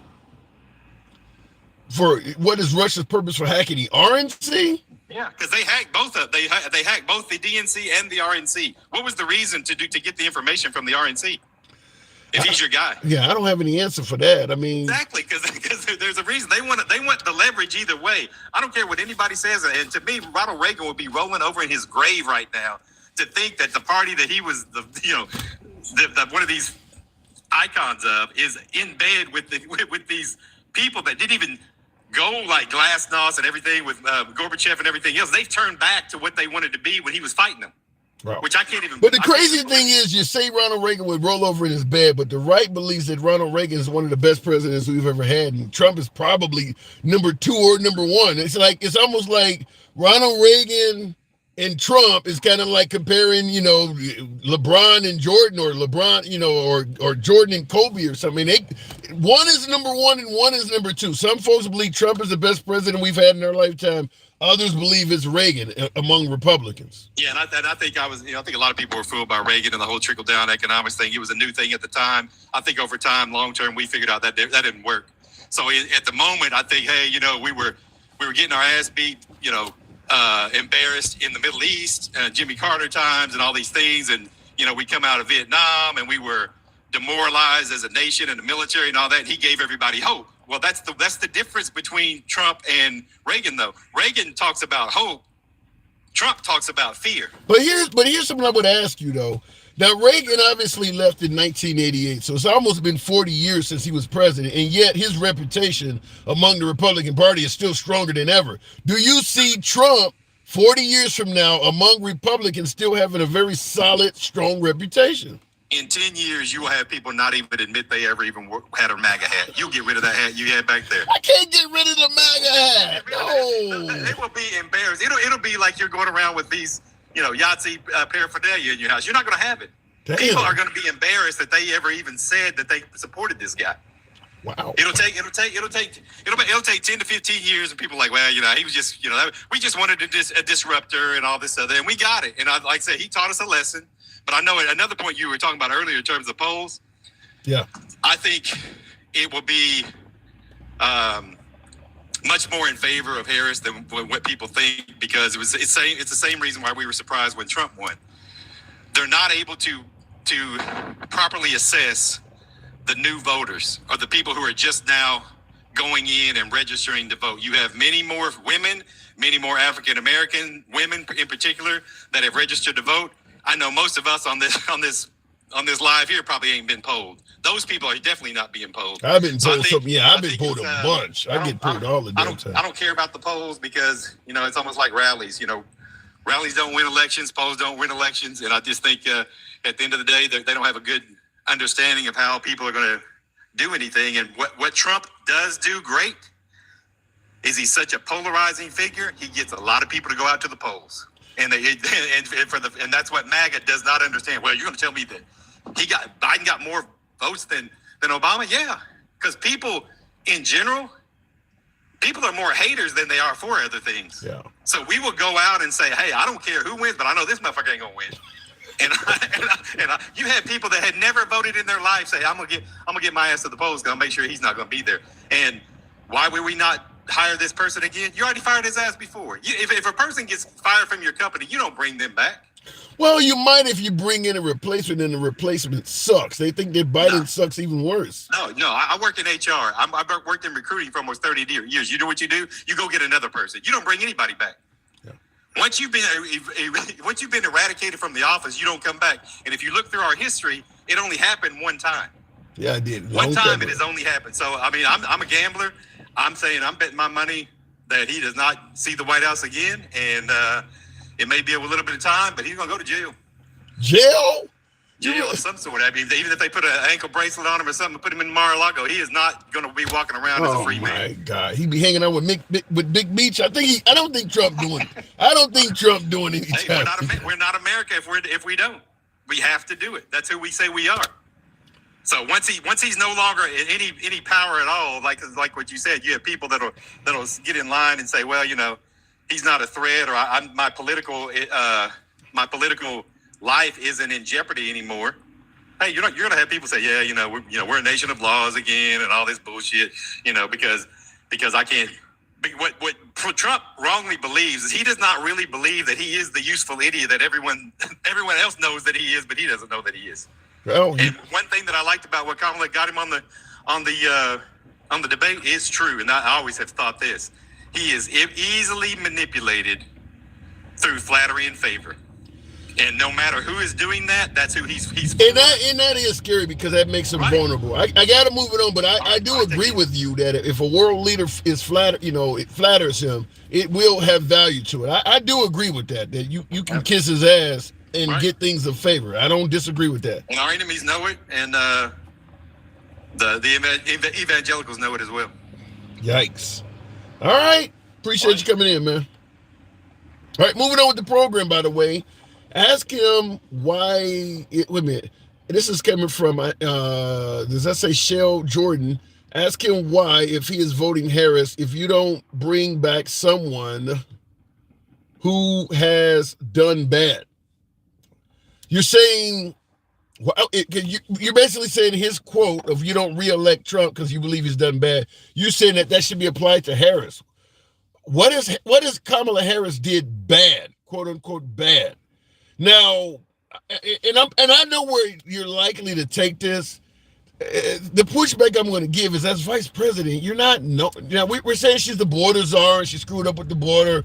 Some folks are blaming her for the economy. A hell of a lot of folks believe that Trump gave us one of the best economies in recent history, and ain't nobody crediting Mike Pence for shit. So why is Kamala Harris getting credit for everything of the Biden-Harris administration? I do believe folks are overstating that. Because if that's the case, then you should be bragging about how great of a vice president Mike Pence was. And last I checked, MAGA was hoping he would hang around for a little bit longer. So I don't know where that's coming from. Anyhow, tap the screen, get us on up to 80,000. You guys are helping out, showing a little bit of love there. Tap the screen, let your thumbs not be lazy. See if I can respond to one of my my horizontal. Every step, I cannot read this shit without hang on a second. Every step I take, you quoted a song, every move I make, every night, let me read this again now. This is coming from somebody named Diddy. Every step I take, every move I make, sing it with me, every single day, every night I'm gay. I'll be freaky with you. It's all love. Pull up with that oil. Nothing to do with the program. Listen, at the end of the day, we get trolls on the program. I actually had to put on glasses and get up to the vertical point. I like to read comments from all of the platforms. I picked literally the worst one to fucking read. Tap the screen, get the likes up on YouTube. Get us up to about 80. We can certainly make that happen on YouTube. We don't block, ban, or censor anyone for their commentary. I had all the good political commentary coming in, whether it's love of Trump, hate of Kamala, or vice versa. I happen to pick the worst comment to read. Should be ashamed of myself. I just saw it there. Americans are pissed. Immigrants are being treated like kings. Americans being treated like shit. Says old guy hustle. That's true. There's some validity to that. Now, you're saying that Americans are pissed off. I agree with that. Immigrants are being treated like kings. I don't agree with that. Immigrants are being treated like kings. Americans being treated like shit. And there's three parts to that. First of all, I do agree with number one that Americans are pissed off. There's no denying that. You can easily make people pissed off by telling them shit they don't want to hear. And both sides do that. So I don't disagree with that. But immigrants being treated like kings is flat out false. I mean, we've seen what Texas governor, what the hell is the guy's name? I always know his name right now. I can't think of his name. But the governor of Texas sending immigrants to Chicago in the middle of the damn winter with no clothes on. How the hell is that treating immigrants like kings? Greg Abbott, that's the governor of Texas. Ron DeSantis, to a lesser degree, did the same shit. Sent them to Chicago, New York, and these liberal sanctuary cities without even having clothes on. I don't see the king treatment in that. So the idea that they're being treated like a king doesn't make sense. Americans being treated like shit, the final answer, final part of that statement, that's a good one, an old guy hustle, 3-part question or statement. Americans being treated like shit. I'll tell you this, in my humble opinion, it doesn't matter if you get Kamala Harris in or Trump. The treatment towards Americans is not going to improve. I would tend to think you might get more of that out of Kamala because she is for some social programs. Trump, the right, not being for universal health care, tuition forgiveness, a minimum wage increase. The right is a pull yourself up by your bootstraps party. How the hell are Americans going to get treated any better? What do you expect to get? Notice when we talk about, instead of sending money to the Ukraine, instead of helping out the Israelis, that money could be going to Americans in need. Have you noticed that there are no Republican politicians, hell, no Democrats either, but no Republican politicians bragging about how much shit they used to do for poor people before the Ukrainian-Russia war broke out in February of 2022? That war is only like 2 and a half years old. If instead of sending money to the Ukraine, we were going to help out Americans, where are all Americans that were being helped before the money went overseas? When Obama was in office, there was no Ukrainian-Russian war going on. Obama was allegedly the deporter-in-chief. So there wasn't an issue with the border either. Yet the right still was against giving Americans universal health care. So the idea that Americans are getting treated like shit, you're always going to get treated like shit. Just like right now, we're passing laws that prohibit a woman from terminating her pregnancy, and we're not passing a single law to make sure that when the baby is born, it actually can eat. They're never going to treat Americans. I mean, we are against helping out poorer people government-wise in this country. Yeah, you can donate some money at the church or do it charity-wise, but I don't want the government to force us to help our poor people. That's kind of the sentiment in this country. So that ain't going to change if you put Trump in office. Cave Teeth. Is that real? Jesus. Cave Teeth. That's a hell of a name. Every single thing Kamala has done is anti-American. Damn. Anti-family, anti-God, anti-white. Now, you know her husband is white. Anti-self-defense. She claims to own a Glock. That's why I will be voting for Trump. That's a hell of a statement. Let's tackle it. It's a super chat. You know, I'm always address the super chats because it changes the whole damn screen. Every single thing Kamala Harris has done is anti-American. First of all, I don't know where Kamala Harris has done a lot. A lot of the things you're stating has to be taken simply based on what you perceive she said. Like, you're saying she's done everything anti-American, anti-family, anti-God, anti-white, anti-self-defense. Well, if I ask you to give me some policies, that's what we always talk about Trump. Don't focus on what Trump says. Pay attention to what he does. Vote for policies not based on your emotions. What policies have Kamala Harris did to promote any of this? What has Kamala Harris did in this country, policy-wise, to suggest to suggest that she was trying to be anti-God, anti-white, anti-something? She hasn't done anything policy-wise. You're going solely based on what she said. Now, maybe she has said things that you might interpret the way. I don't know what she's really said that's anti-God. Damn. Cave Teeth. Wow, that's strong. Feel free to elaborate on that. I'd like to know, what are you talking about there? That's some strong shit.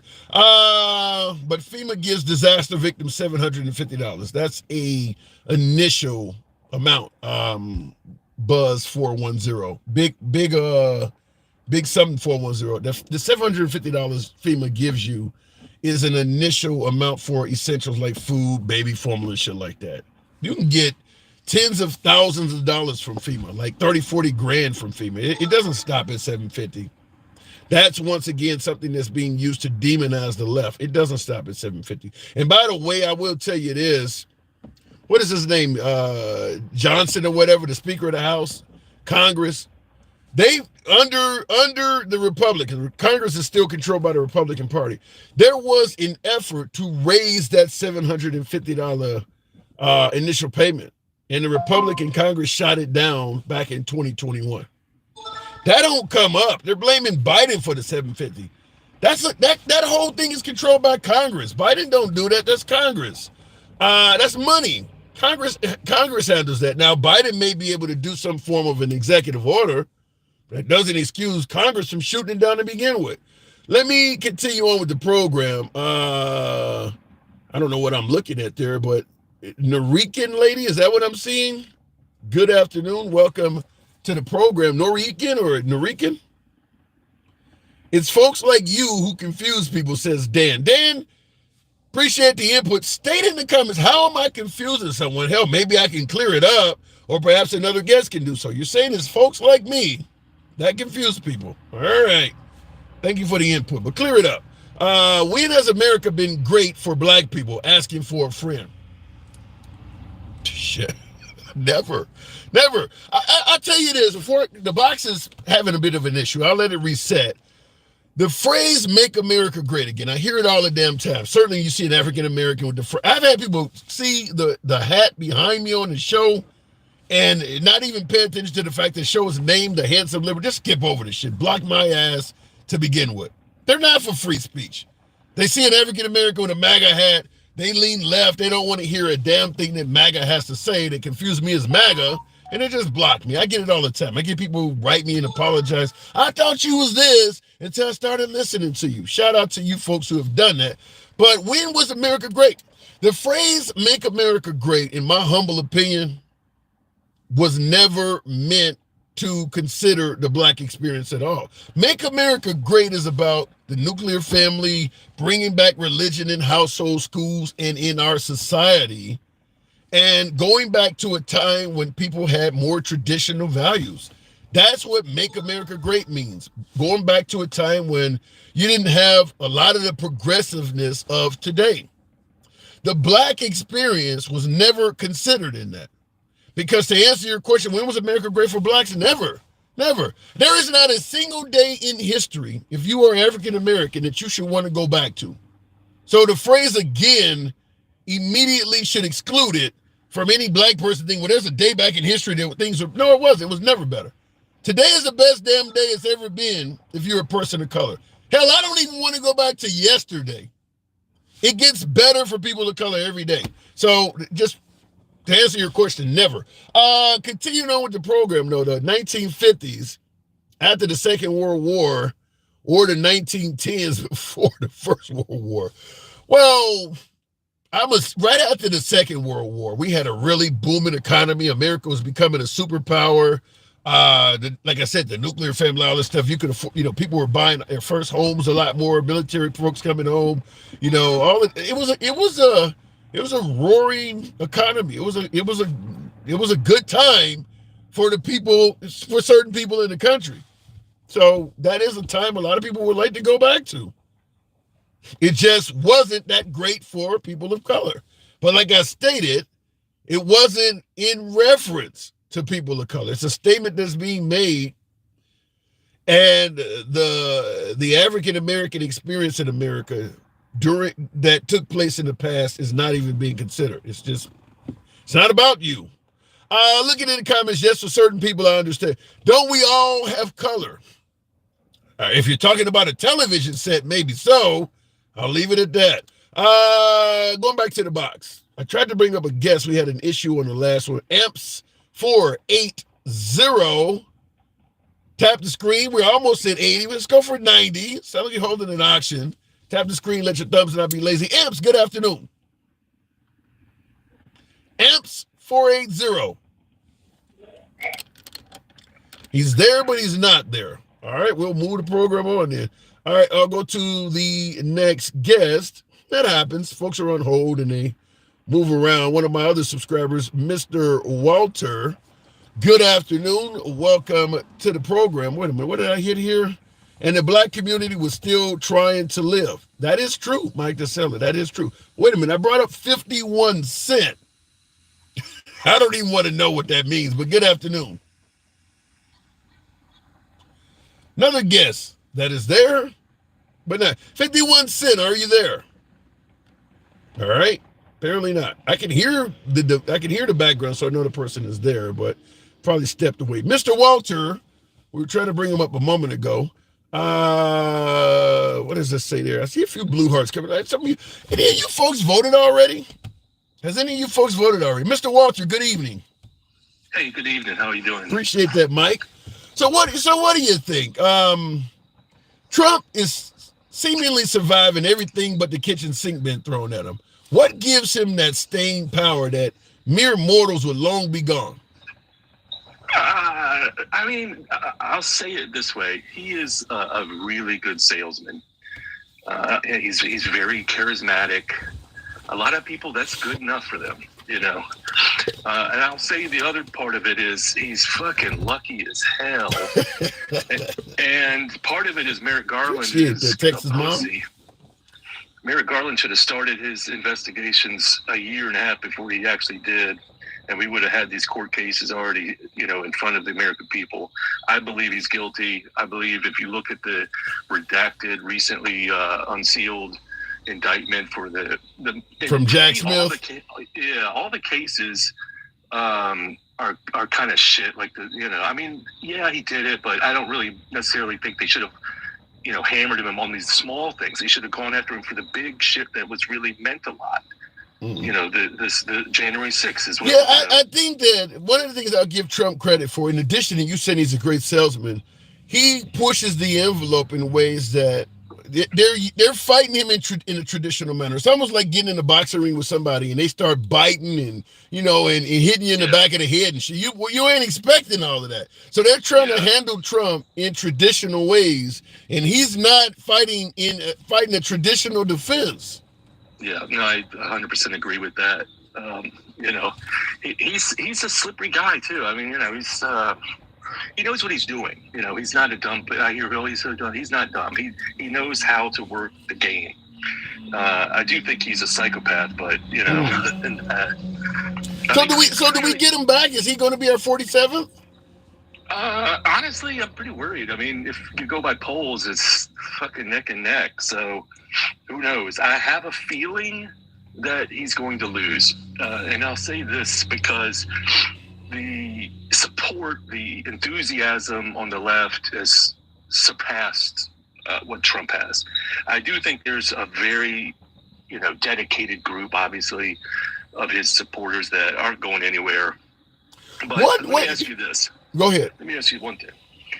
Of all the people who voted for Trump the last time, I think he's lost over various things he's done and said versus how many he's gained. Do you think he's really gained that many? No, I think he's lost more than he's gained. The question will be, I want to say I agree with you that Trump has likely lost more voters than he gained, but I don't know. Biden got allegedly 80 million votes. Do I feel confident that Biden has retained all of that? They both may have lost votes. I think the fact that they switched to Kamala very much helps the chances of that happening. You've seen how many people have been signing up, registering. It's record numbers. Literally, it's historically high numbers for people registering to vote, young people. So we'll see. I honestly don't know, but if I had to guess, he's going to lose. And I wanted to just touch on one point that somebody else had brought up about him going to jail. I don't think they really want him to go to jail. If I were Jack Smith and he's convicted on some of the most serious things, right, I would say, Trump, here's your offer. You admit on camera, live, to everything that you did. That ain't going to happen. Say you did this. Well, let me finish this sentence, because I agree. He would never willingly do that, right? But and he won't. He'd say, nah. And Jack Smith will say, all right, well, you got 1 week in the pen. and then you're going to come back and make your decision. So send his ass to the fucking pen and see how he likes it. Give him a minute to think about it. And he can go back to Mar-a-Lago, sit in his fucking golden fucking shitter or whatever. You know, he is not going to want to be in jail. I don't see it, first of all, because if you put him in a pen, he still is entitled to Secret Service protection and things like that. So what do you surround him with? Yeah, I guess he probably really wouldn't go to a federal penitentiary. Yeah, he'd get a house arrest. At most likely he'd get house arrest. That would be the most likely thing he would get. Yeah, I'm not saying you're wrong, but in my opinion, if I could pick the outcome, I would really like to see him admit his crimes so that all his followers will know who the man really is. That's what I would like to see. Yeah, and unfortunately, like I said, when it comes to Trump and he don't apologize for anything, he ain't gonna do any of that. At the end of the day, he knows that time is on his side. He got millions of folks that support him, and he can push the system. Because I don't think he's going to go to jail. There's no need for him to apologize. If he apologizes, it ruins his legacy. He'll be below Nixon at that point. He will be, because right now in America, I think there's like only two schools named after Nixon. They don't name anything after Nixon because he left with such a tarnished legacy. Now, Trump, even if Trump wins again, he's going to leave with a tarnished legacy. I think that's unavoidable. There'll be a lot of people who love him versus a lot of people who hate him. And I think anything named after Trump, probably for the rest of our lives at least, will be controversial. If he gets because they're building Obama's library now in Chicago. I seen it the other day. Whenever they get around to building Trump's presidential library, it will be controversial. People, even if he's dead, people's probably going to be out there protesting, holding up signs about things he did. He will be a person that's shrouded in controversy. Probably forever.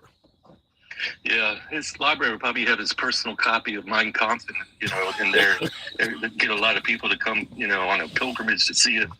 But I really I want the man to be exposed for who he is. I feel like he has pulled the wool over a lot of people's eyes, and that's what I would wish. I don't necessarily wish the man harm or ill will or actually even going behind bars like a lot of people on my side do. I just want him to admit it. But you're right, he would never do it, and no need to. He may snake away. Yeah, he may skate out of this, somehow on some way, but I hope not.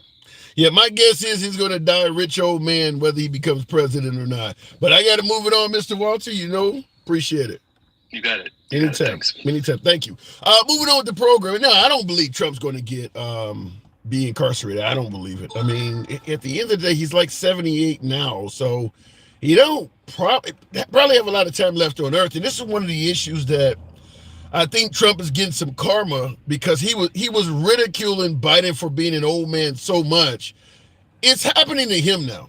Because Trump is only like 3 years younger than Biden.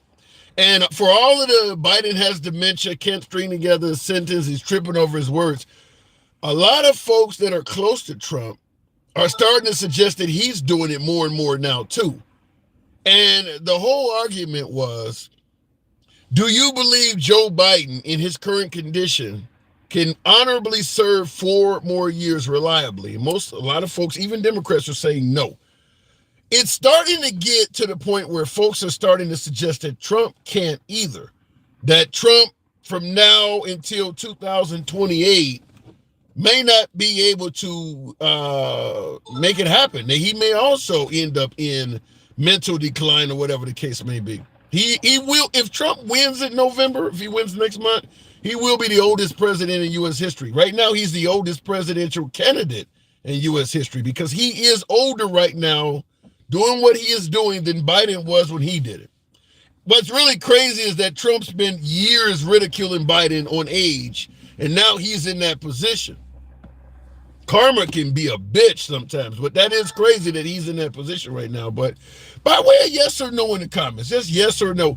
Do you believe that Trump is dependable for 4 more years?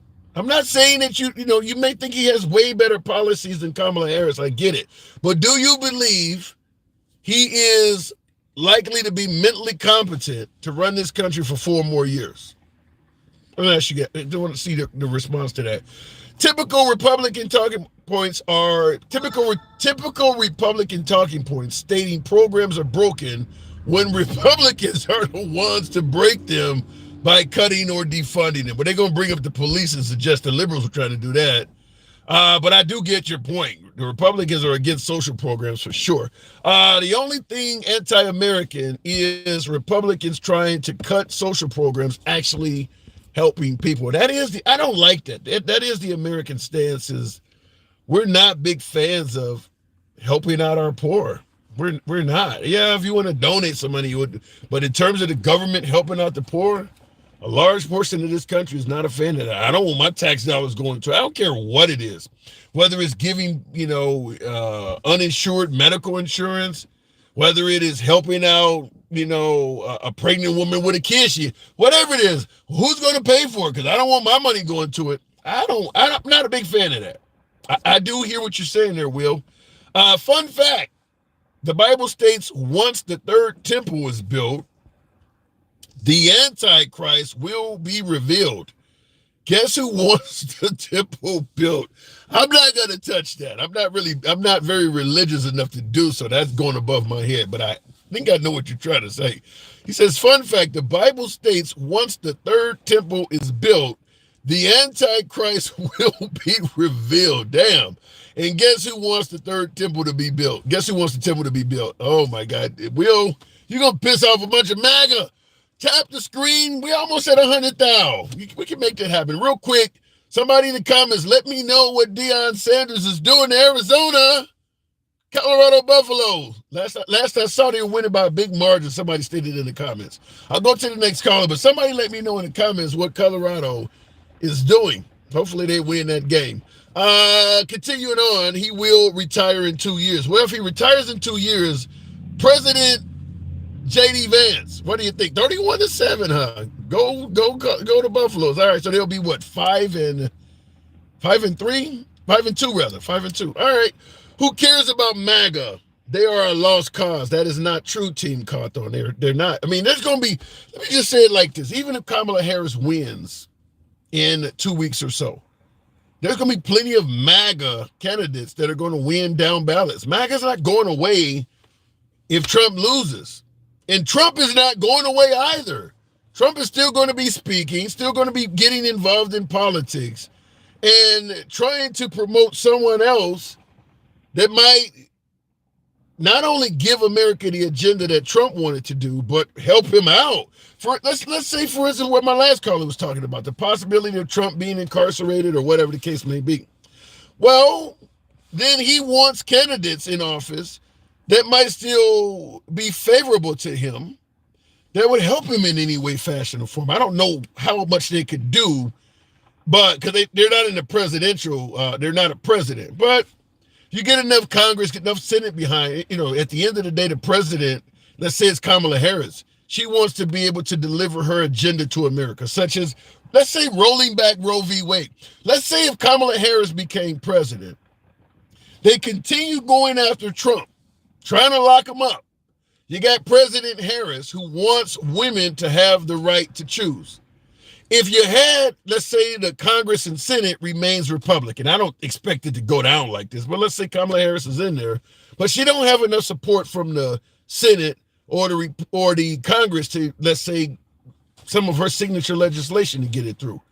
If some of them who were strong supporters of Trump came to her and stated, I'll let you be the one that gets credit for giving women back the right to choose and helping codify it, but you got to pardon Trump. I think she might do it. This is backdoor shit. This is not something they're going to announce to the American people. It happens behind the scenes. Then she'd come out and give some kind of bullshit reason for why she thinks pardoning Trump is better for healing the nation. But she would also be bragging about codifying a woman's right to choose, so a lot of people would be celebrating her. I believe that it could. I think things can be done behind the scenes.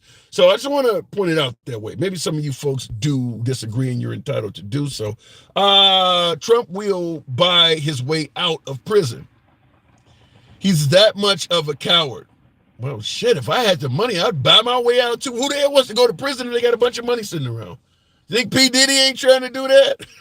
Martha Stewart, who only did like a year, spent like 45 mil or something, not 45 mil, but she spent a lot of money trying to stay out of prison. Yeah, I'm going to try to buy my way out of prison. Who the hell want to go to prison? Going back to the box, only hardened criminals. I can do a year. Yeah, your ass is a hardened criminal to say some shit like that. All right, Swift Dog. Good afternoon. Welcome to the program. Buy your way out of prison. Of course, they denied P. Diddy bail. Yeah, poor P. Diddy. P. Diddy probably is over with. Uncle Sam doesn't need his money. Ask Diddy. Uncle Sam's going to get Diddy's money, though. I guarantee you, the federal government or whoever the hell's going after it's the feds. They're going to get money out of Diddy. They're going to certainly get money out of him. We need Trump tears, not his con money, says Funky Cole Medina. Love the song. I'll try to bring up another guest. My last one, the box is playing games here. Let's give it to DJ Big Dollar. Okay. Shout out to you. If he doesn't go to jail, that only validates how you wait a minute. Hang on a second, Big Dollar. If Trump, he says, if he doesn't go to jail, referring to Trump, if Trump doesn't go to jail, that only validates how you un-American white nationalists operate. DJ Big Dollar. DJ Big Dollar. Hey, how are you? I'm doing good. Good afternoon. I'm just questioning your sort of motivation because I just see you simping a lot for Trump.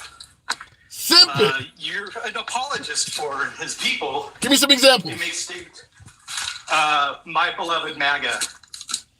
You're laughing at DJ Julio's completely misogynistic MAGA-based comments. Oh, you think it's funny when people bring up super racist? Okay, hold on. I'm okay. Hang on. DJ, I'm okay with the criticism, but you got a lot of noise going on in the background. Sorry, hold on a second. Let me do that. Can you hear me? Yeah, I can hear you, but there's a lot. Okay, sorry. I just pulled up my headphones. Sorry, I just walked up some stairs. Okay. You make statements like, we like Trump. We believe, and when people bring up facts, you go like, well, I'm not sure I believe it, but people are bringing up facts, and you're not doing any. Give me an example. Give me an example of a fact that you're talking about. Stuff he said about overthrowing the government, basically using the military against American citizens. And how did I respond? Basically taking people who don't agree with him, which is actually in his policy that's on his website, that's saying he's going to remove anybody, basically the left, the woke left, out of the military. I've criticized the hell out of him. I didn't sip on him at all for that. I said it does sound like a dictator. But you laugh and you giggle and say, well, I'm not so sure I believe you. And you say these things like, well, I'm not so sure he's going to be able to do that. When people say they're going to do something, believe it.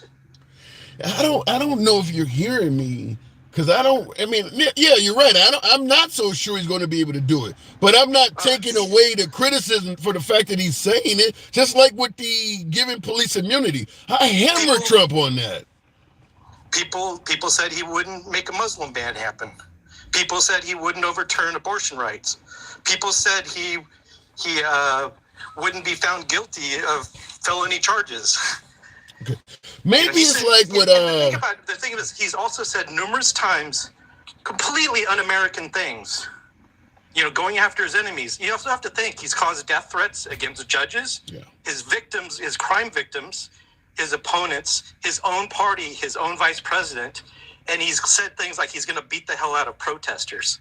I think maybe you're kind of Landon C64 in the comments is saying I don't come out strong enough. I think that's kind of what you're saying too, because I criticize Trump. All the stuff you're talking about. Pussyfoot around them. No, but that's the way you view it. I've probably had 10 shows on Trump lying about Haitians eating cats and dogs and talked about how that's causing havoc for Haitian migrants in that town. And I talked about him saying, well, we don't mind you coming here, just come here legally. Well, the Haitian migrants are here legally, so he's backtracking on that. I've hammered him on plenty of things.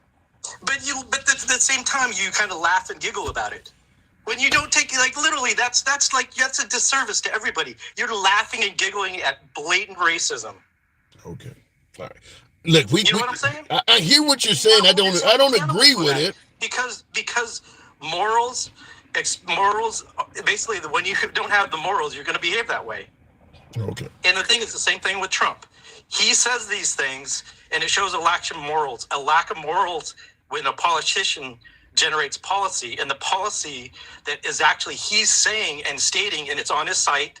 He's saying stuff and he's lying about it, but he's making these statements at the same time in public, on video, and you're saying, well, I don't believe it, or maybe he can't do that. He will make every effort to do those things, and you're just kind of like, well, apologizing or saying, you saying that it's not going to happen is not helping the situation. I don't say that, though.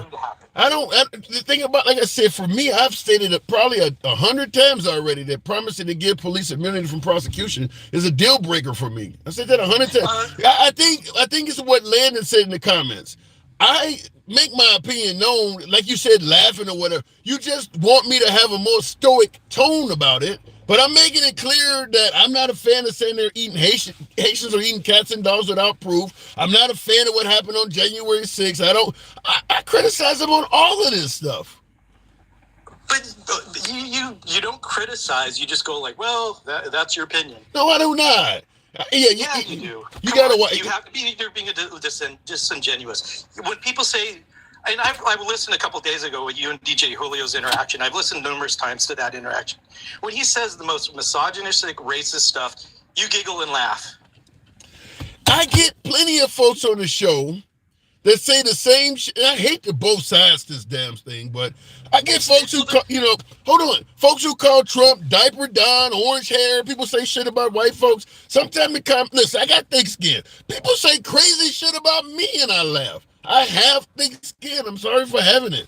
I have thick skin. Yeah, and you have to be thick skinned. I get it. I get that. But it's like you're not helping. Like you're not challenging these people. And when they say the most ridiculous, untruthful things, you say, well, you're not fighting back. You're not saying that's not true. I'm not doing okay. People bring proof to you that he says these things. You just say, well, I'm not sure. I don't believe it either way. And like that's being a sympathizer. I think you want a show where somebody just bashes Trump 24 hours. No, I don't. I get so many. You'd be amazed at how many folks I get in my DMs or even in the comment section that call me a libtard and everything, telling me that I'm too far to the damn left. And then I get a guy like you where you're too far to the... Listen, at the end of the day, I like to be able to call balls and strikes no matter who the hell is pitching. And that does make me come across often like a piece of shit to both sides. Because people want you to pick a side. I see some good things that Trump does, some bad things that Kamala Harris does in reverse. I see both. So, As do I. Well, as do I. But you also think of these motivations as what's going on. Qualified immunity. And basically the border and immigration. Do you realize what is going on behind the scenes on that? How do you realize it? How do you know? Who made money over his immigration policy? Huh? Who made money off of his immigration policy of basically putting separation and putting people in cages? Putting children in cages. Well, I'm assuming the same people who made money when Obama was doing it. Yeah. But think of what states is that happening in? Texas, the border. Well, I don't think California's doing it at all, is it? GOP-controlled states. Yeah. So what's the point? And think about that. GOP-controlled states. Who are the three biggest donors? There's three companies based out of Tennessee that are his biggest donors who are giving money to basically incarcerate people, and they're the ones behind him supporting. He wants to do mass deportations and mass incarcerations. And that includes people of color like me and you. Okay. And I don't, like I said, I've already made it clear. That's not bullshit. That's not, when somebody says something like that, how can you just sit there like, well, that's your opinion, or that's just like, or it's not going to happen? You just said it right now, and I didn't say a damn thing anywhere near what you just, I didn't say, well, it's your opinion, any of that. I didn't say any of that. I actually agree with you. Yeah. So what's the point? Yeah. I mean, but you gotta push back. They lie to you your face, and you're just like, oh, whatever. I got a whole fucking notebook of me pushing back on liberals and Republicans. What are you talking about? I push back all the damn time. That's why we have an entertaining program here. You say, my beloved liberals. Or you say, we like Kamala. You know, let's be honest. Let's say it. My beloved liberal. Can you say it? Can you even say it? My beloved liberals. Are you happy now? There we go. Thank you. All right, I got to move it on, Big Dollar. You got to balance it out, man. I think I do a good job at that. Big Dollar, we don't agree on shit, but... Twice as good as 50 Cent. Huh? Big Dollar, twice as good as 50 Cent. All right, you're always welcome back. We don't have to agree, man. Good talk. Yeah, I'm not disagreeing. I love your live. I love your voice, but I think sometimes you gotta call people. You gotta call out the facts. And a lot of times I see you just brush over them, and you allow a lot of misinformation to occur without fighting back. And we need to fight back. You don't realize what is on the line. Yeah. Perhaps that's not hitting you. There is a lot on the line. Women's rights, the rights of minorities, the rights of education. This is why I keep wondering if you watch this show. You make it sound like I don't talk about this shit. You make it sound like I don't talk about the fact that Trump could end up having the Supreme Court go as far as 7-1. How many times I've said that regardless of how you favor Trump's economy, 10 years from now, we won't be talking about his economy. We will be talking about his Supreme Court appointments. I cover every damn thing you're talking about. Don't let the laugh fucking confuse you. Last word is yours. Yeah, I mean, I don't know. I like what you're doing. I'm not trying to tell you, I'm not trying to say you stop doing what you're doing. I'm saying you gotta speak a little bit more truth. All right. Big Dollar. Thank you. Appreciate it. No hate or anything on you, man. Thank you. Good. All right, moving on with the program. Listen, I don't mind the pushback. I get it from both sides. He certainly is welcome on the program anytime. Can push back all he wants. That's what it's all about, folks. That's how free speech works. If you do a favor that, you know what I'm going to say. Subscribe to the program on YouTube and follow the program on TikTok, if you will. He didn't like that, my beloved MAGA. That is a popular phrase on the show. I often, we do keep the MAGA head up there because I do believe that conservatives, Republicans, and particularly MAGA don't always get a fair shake in the media. So I display it to let MAGA know when you're on this show, despite the name of it, you'll always get a fair shake here. We don't have to agree politically. You do have the right to speak here. So that's how we run the show. Now, some folks feel like, as he stated, you don't fight back enough. All right. Looking in the comments, is it called a Wembulance? Big Rich, didn't Trump take over Obama's economy? Yes. Well, yeah, I mean, you're going to inherit whatever the previous commander-in-chief leaves you, and Trump received a pretty damn good economy from Obama. Yeah, that's true. Tim, you will not let me come up again. Mr. Ray, I don't remember you ever coming up before. Whatever that name is, Mr. Ray Dim. Why would I not let you come up? That doesn't make any sense unless you're just trying to play a little bit of that reverse psychology. Continuing on with the program, that says Gloria Hunt. Good afternoon. Welcome to the show. I got to reset YouTube. Looks like I don't know if it's doing it or not. Gloria, good afternoon.